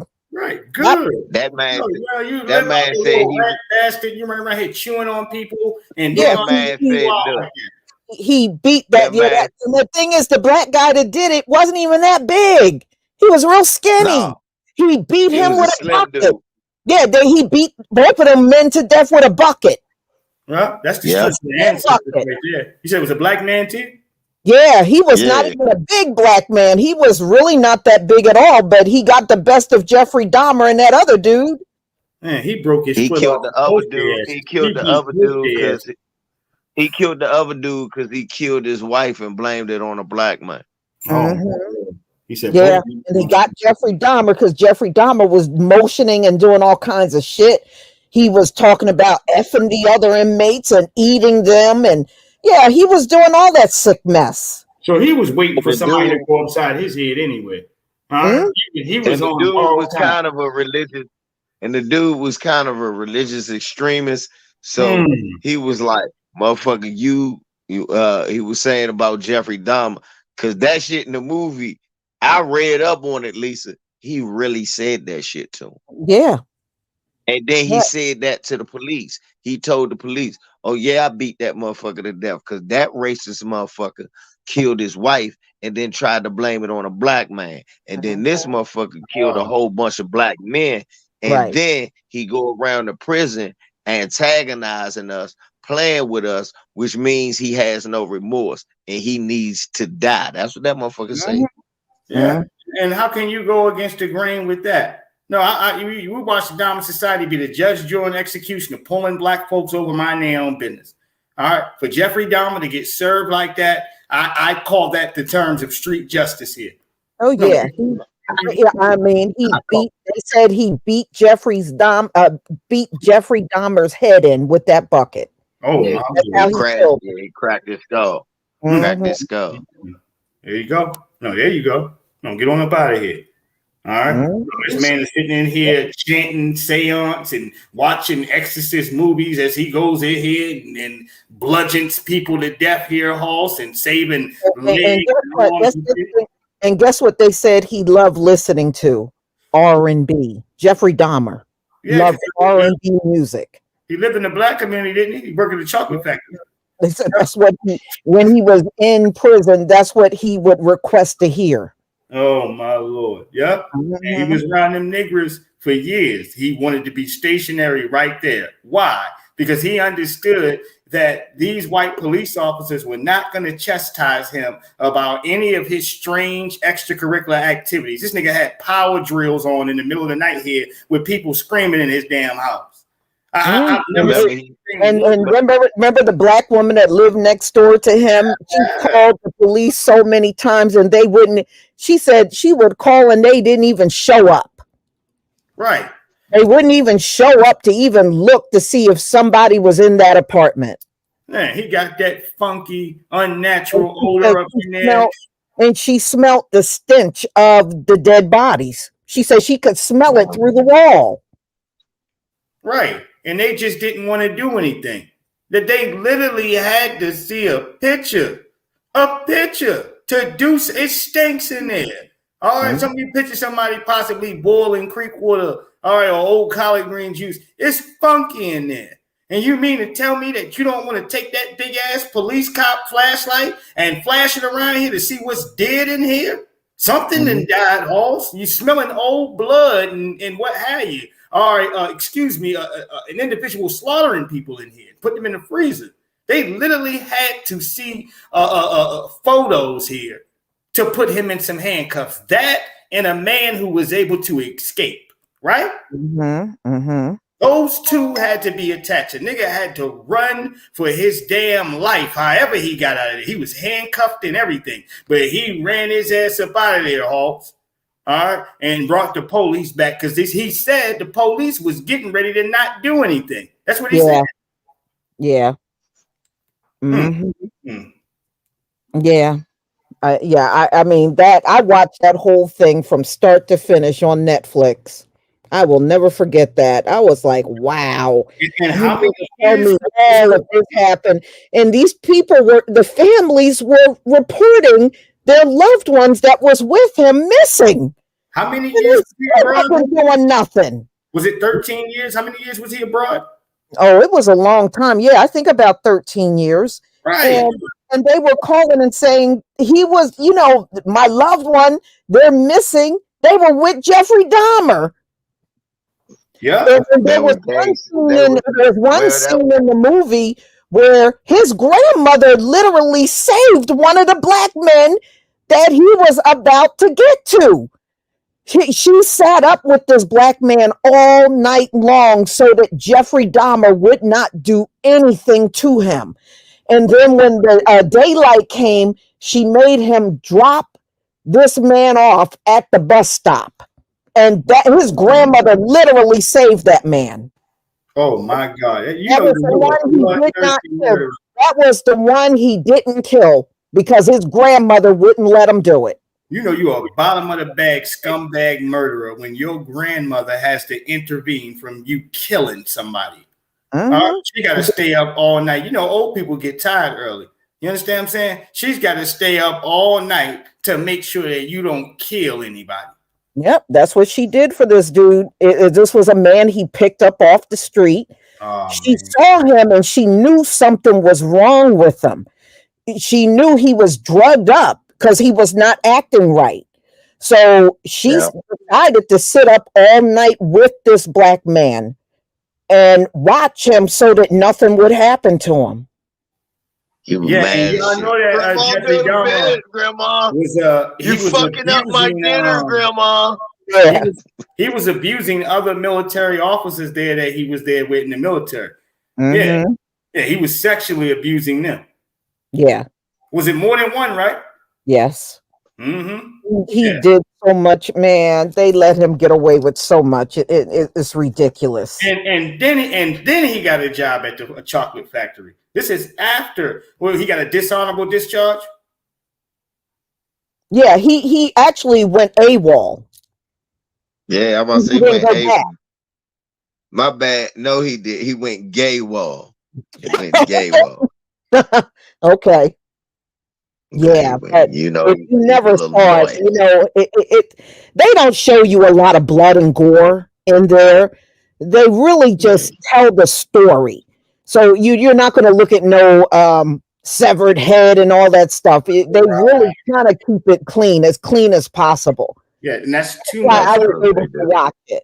To go over. You're going to have to use certain concepts of your imagination there. I mean, we heard the story told a million times over. A lot of us would prefer not to have to lose your dinner. All right, to be sitting here looking at. So they believe force of one. They believe it all stemmed from his dad. His dad was a sick person.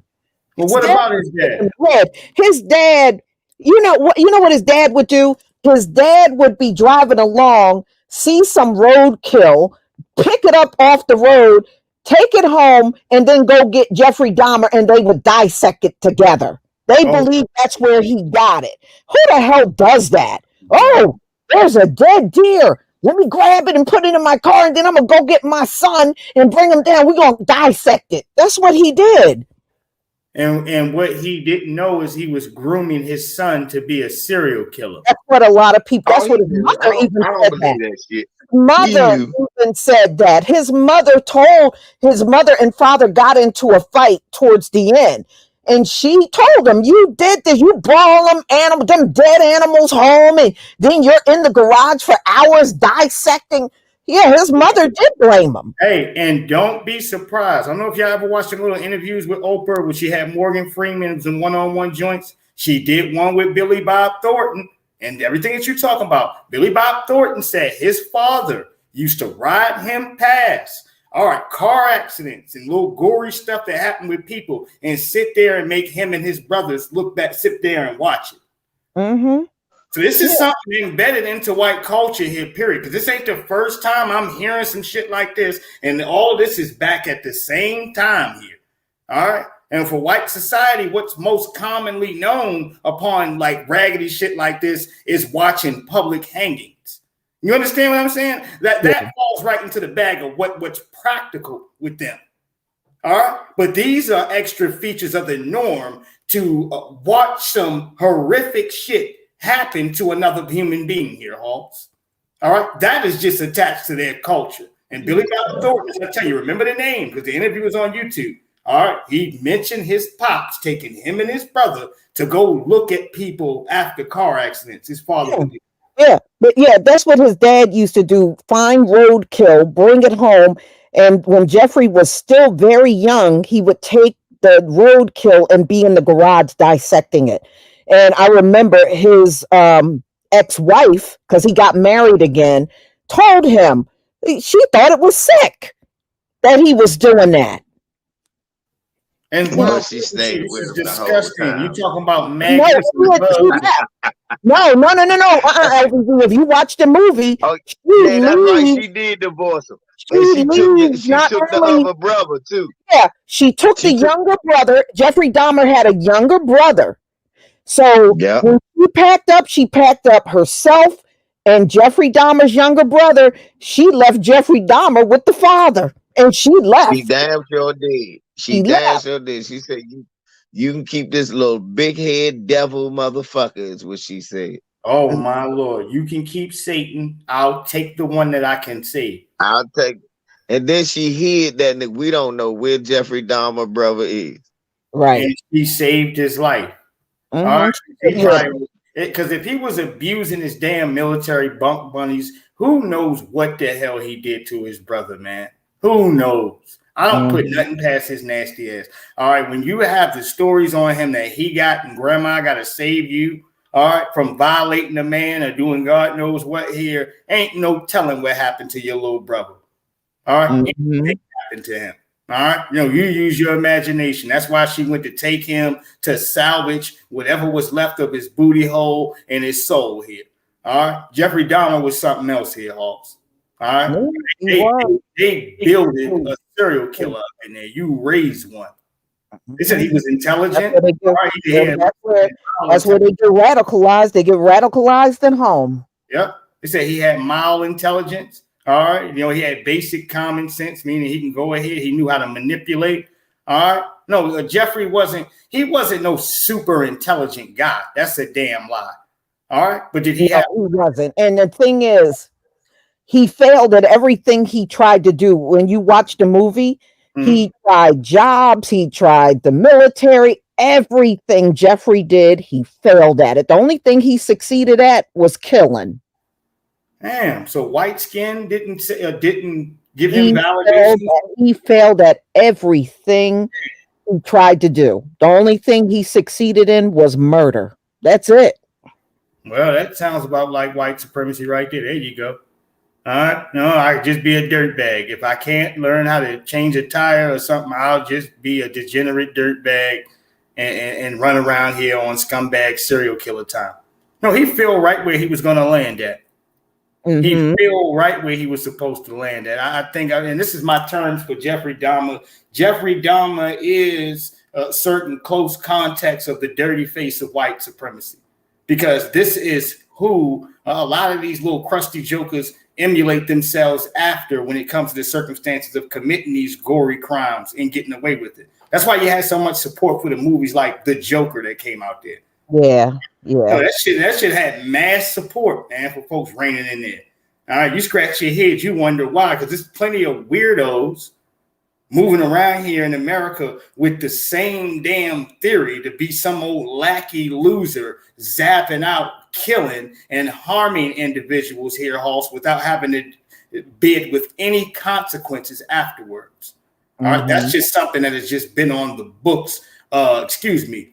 Flip it for the dominant society, and even praise. That John, what was it? Jack Dillinger, the Dillinger character from the back of the day. And he said, why do you rob banks? He said, that's where the money is. He was a celebrity. All right. No, though he robbed banks and everything else, the news crews praised him and laughed and wrote little slick quotes for him in the paper. No, they modeled him as something cool to look at here. Yeah. All right? The criminal that came out here and harmed folks and robbed a whole bunch of money. But this is how they bring the imagery upon themselves here. Now, if it's some black folks robbing some shit here, you need to put chains and bars around everything and switch the laws and chain 2 dogs up in front of the store for now. Yeah. Right. Well, the last one is Raheem Carter. The family is upset with the way the police are doing the investigation, and more remains were found.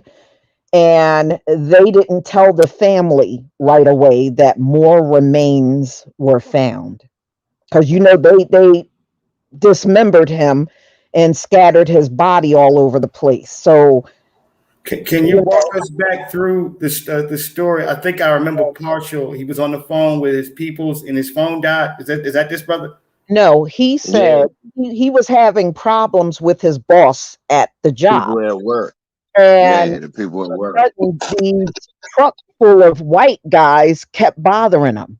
So he went to the police department to tell them he thought something was going to happen to him. And he told his mother, if something happens, my boss is involved in this. So they ended up tracking him down in the woods, and they killed and dismembered him. So now, this is crazy. His body parts, they scattered his body parts all over. So more remains were found back in February, and they didn't tell the family for a long time. So the family is really upset, and they're upset with the job that the police are doing in their investigation, and they went and protested again. Yes, this is Mississippi. This is crazy. Black man gets murdered by his own boss. You would think in a reigns of power that's enough for you to leave a person alone. Okay, all right, fire them. They don't have their job anymore. That's your boss, but yeah. Now, I don't know. From what I understand, where he worked was a very white supremacist area. That's where his job was. So he was constantly in a space that was hostile and uncomfortable for him. Now, he lived somewhere else, but in the town that he worked in, from what I understand, that was one of those really white supremacist towns. Right. Yeah. And So he was forced to be in away spaces where he had to watch his tongue 24/7. He had to be careful how he moved, where he parked his vehicle at, where he stood at, possibly to take his breaks or smoke cigarettes. Anywhere he went at, he had to be cautious because this was a high-level white supremacist town. Yes, where he worked. Yes. You know. Go ahead, LBZ. No, I was saying that he was saying that he had trouble at work. Yes. And basically, when he had disappeared, he was on the phone with his family, but he was waiting for his car to get fixed. And And remember, he did go Bas- to the police to try to report it, but they kind of blew him off. They wouldn't take right. it seriously. Typical. Throwing our paperwork away, all that stuff. All right, there's plenty of black reports that are reported from other police officers. I don't think they blew them off though. I think they was banned on code. Laurel, Mississippi, yes. Yeah. And That's that what I'm reminds me of saying. I that think case they of was banned on code. They wasn't blowing them off. They Thank you. already knew. in Glen Burnie, Maryland, you had a white guy that kept threatening a black dude, and in Glen Burnie, Maryland, I want to say this is Glenmore or Glenview. He kept threatening him. The guy kept calling the police to report the white dude. All right, white dude was already diagnosed as crazy. He was getting a check and everything. All right, eventually the white man goes ahead and kills the black dude. All right, after the black guy done reported to the police 3, 4, 5, 6 times that this white dude keeps threatening his life every time he walks in and out of the damn building. This guy is screaming about how he's going to kill him. And what happens? He finally kills him. So it's too many cases where black folks are in dire need of help with all your taxpayers' dollars is poured into. Or you deserve at least equal protections underneath the law. And to enforce you getting protections is not on the books. And if that's not on the books to enforce that, then quintessentially it isn't a law, despite what's put on the books, because we are repeatedly met with the hand that even when you are a victim, you're still a suspect.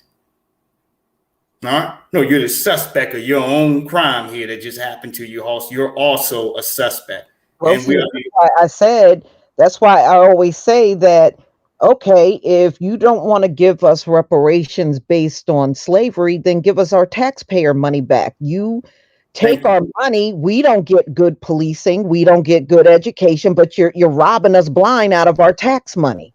right. Give us a refund back. Yeah, equal protections underneath the law. This is money we got to fork over whether we want to or not. We don't get to sit somewhere and negotiate, hey, do I want to kick out this for state and federal funds and what have you? No, that just gets snatched out your check that's already organized for you to get your money lifted up here, Halls. So that means we should be able to taste some of these services out here for your protections and everything else. You're paying into it like your damn Social Security, but you get no access to it. None. Mm-hmm. Mm-hmm. Shit, if somebody is a crackhead, damn, in your window and shit, he got one leg dangling, all right, getting all in your kitchen window, you got to hurry up and get whatever you got in there to straighten him out. All right. No, they'll be there to possibly to remove the body or what have you here, Halls. But for the main core of whatever dirtbag they came to steal from you, you got to be flat-footed and go in there one-on-one against this joker. All right. Never mind if he's inebriated. Never mind whatever the circumstances. You got your kids in there. Black folks are put in horrible conditions. You remember when they had that pervert that snuck into one of these black dudes' daughter's room? And the man came in there with the pistol and he said the white dude was hissing at him. He started growling at him. All right. And he ended up shooting him. I want to say he shot him up 3 or 4 times here, Hawks. All right. But he had to end up issuing out justice before they even called the police. And Lord knows what would have happened if he didn't come in there quick enough as this white supremacist neighbor was stripping off his clothes inside of that man's daughter's room. All right? I know with this case right here. Well, basically the biggest problem is they're in Mississippi. Mm-hmm. They in Mississippi. And basically, if they not going to organize themselves and go investigate what's happening and go out of pocket independent and then put pressure on Jim Crow Joe, a la what's the sister Ahmaud Arbery's mom. That's the way you're going to have to go, because they've already proven that, you know, they're not really gung-ho and doing anything about stuff like this. You're not going to get... He was killed and dismembered, and they first told his mother he died of natural causes. Oh, natural causes. Oh, right. So that's what I'm saying. So you need to get an independent investigation going out of pocket, which is going to cost money, and then you got to go try to get a Fed case going where they violated his civil rights, because there's no way that you're gonna get that damn racist ass government down there to prosecute. It's gonna be Right. kind of like a Jackie Lacey type of thing. And Yeah. how does a dismembered man die of natural causes? How's that happen? Because they don't care. They don't care what they tell black folk. Exactly. Seriously, Right. that's what it really boils down to. They don't care what they tell us. They Right. know it sounds Right. stupid, but they don't care. Yeah, fill this autopsy paperwork out, check this box off, and get this nigga up out of here. It goes the same way when they were lying to you about the jab shots here and who was dying off of the jab shots. They were just signing everybody off because the hospitals made a whole lot more money from doing that. Do y'all remember that too as well? We were giving out random stats here for who was passing away off of the jab. Mm-hmm. Right. They had that in set in stock. You would have thought here that look, black people was out here dropping like flies, and we weren't. We have black folks that died. But when you pull up your obituary, you see all of them in there that exactly dropped the bucket. It wasn't all of us. Right. You keep seeing all these pale faces every day you wake up, and they keep telling you, all right, about your mama and how it's dire for you niggas to go over here and get right. I'm not dealing with, like Ice Cube said, I'm good. Huh? I'm straight here. And he had to tell Jack Black what the deal was. Yeah. No, man. They picked him up. Now, when he was in the woods trying to get away from these guys, the deer, you know how they set up those deer cams out in the woods because, you know, especially deer hunters will do that. Yep. Well, a deer cam actually picked him up when he was in the woods trying to get away from these. Yeah. Right. And they showed him because he ain't have his shirt on, right? He didn't have his shirt on, and you can tell he was beaten because you could see his back, you know, like cut marks, like somebody hit him with something.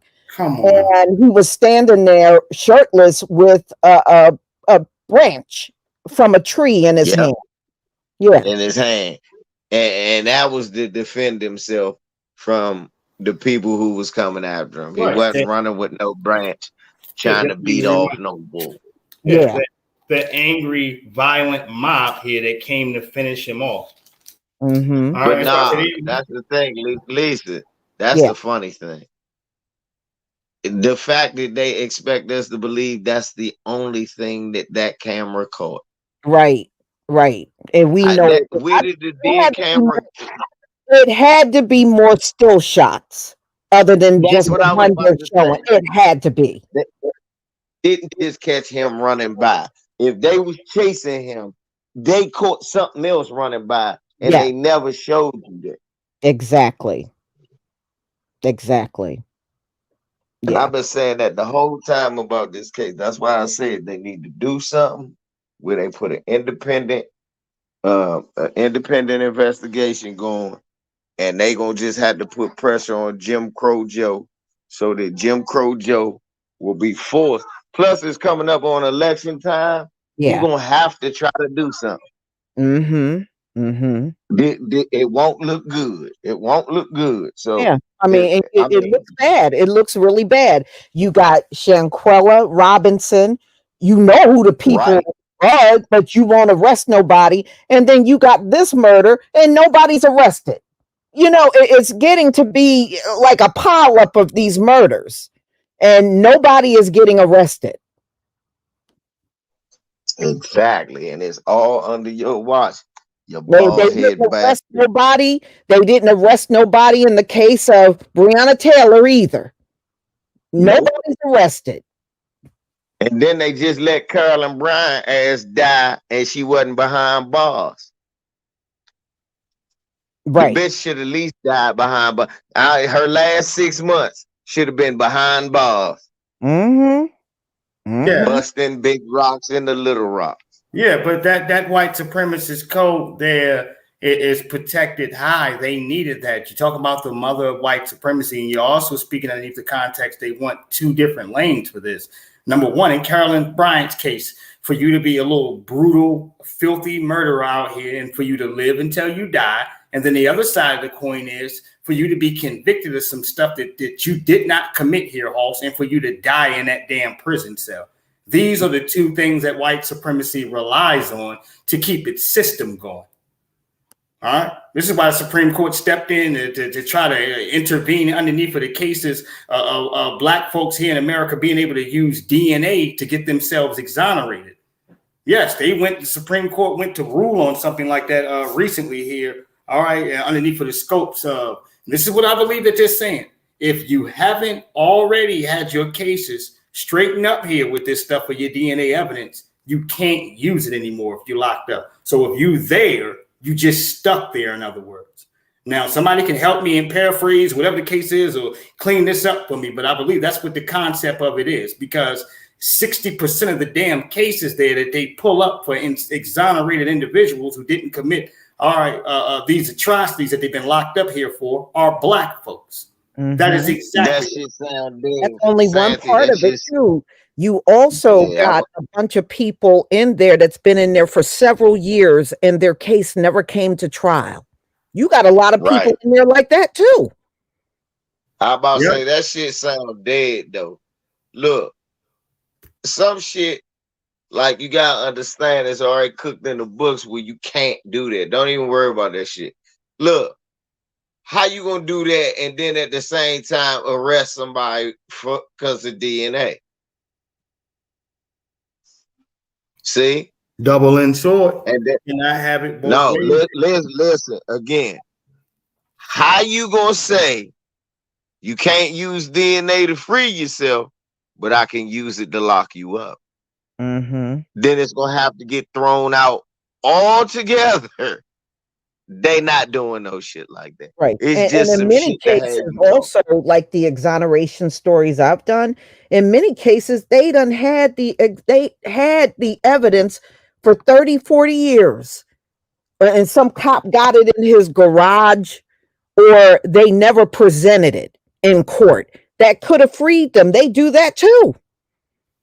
Yeah, they just a lot of times they know they're not putting the right person in there, but they'll hide the evidence. Yeah. And Kamala Harris was a prime example of that. She ended up getting called out for doing that, sending cats to death row, knowing that these guys were innocent, dealing with well-known liars and letting these individuals depict, all right, black folks' freedom and getting your ass sent to death row. And she's sitting up here chuckling and giggling, knowing you're innocent, Halls. All right, knowing you're innocent. She had a reputation for that. And that points right back here to this subject matter here, because at the end of the day, if you're looking for some scopes of justice, as you were talking about the deer cameras and all that and steel shots and what have you, the dominant society already has and had the proper evidence to convict the bastards of who they know committed this crime here, Halls. It is about preserving time at this point. That's all it is. And making sure that nobody gets too cute to put two and two together. Yeah, well, I hope the family, there is going to take somebody from the outside of Mississippi to go in there and get answers. You're not going to get it internally. Yeah. You're just not. You're not going to get it internally from these folks. Right. That are already investigating it, Yeah. Blue Lives Matter, back to badge, and their own personal gang that they got to protect here. I was watching. They investigate themselves in a state with Brett Favre stealing most of the fucking right. And if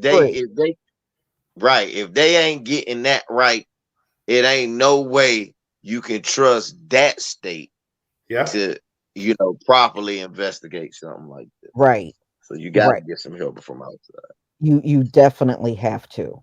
And leave it up to them.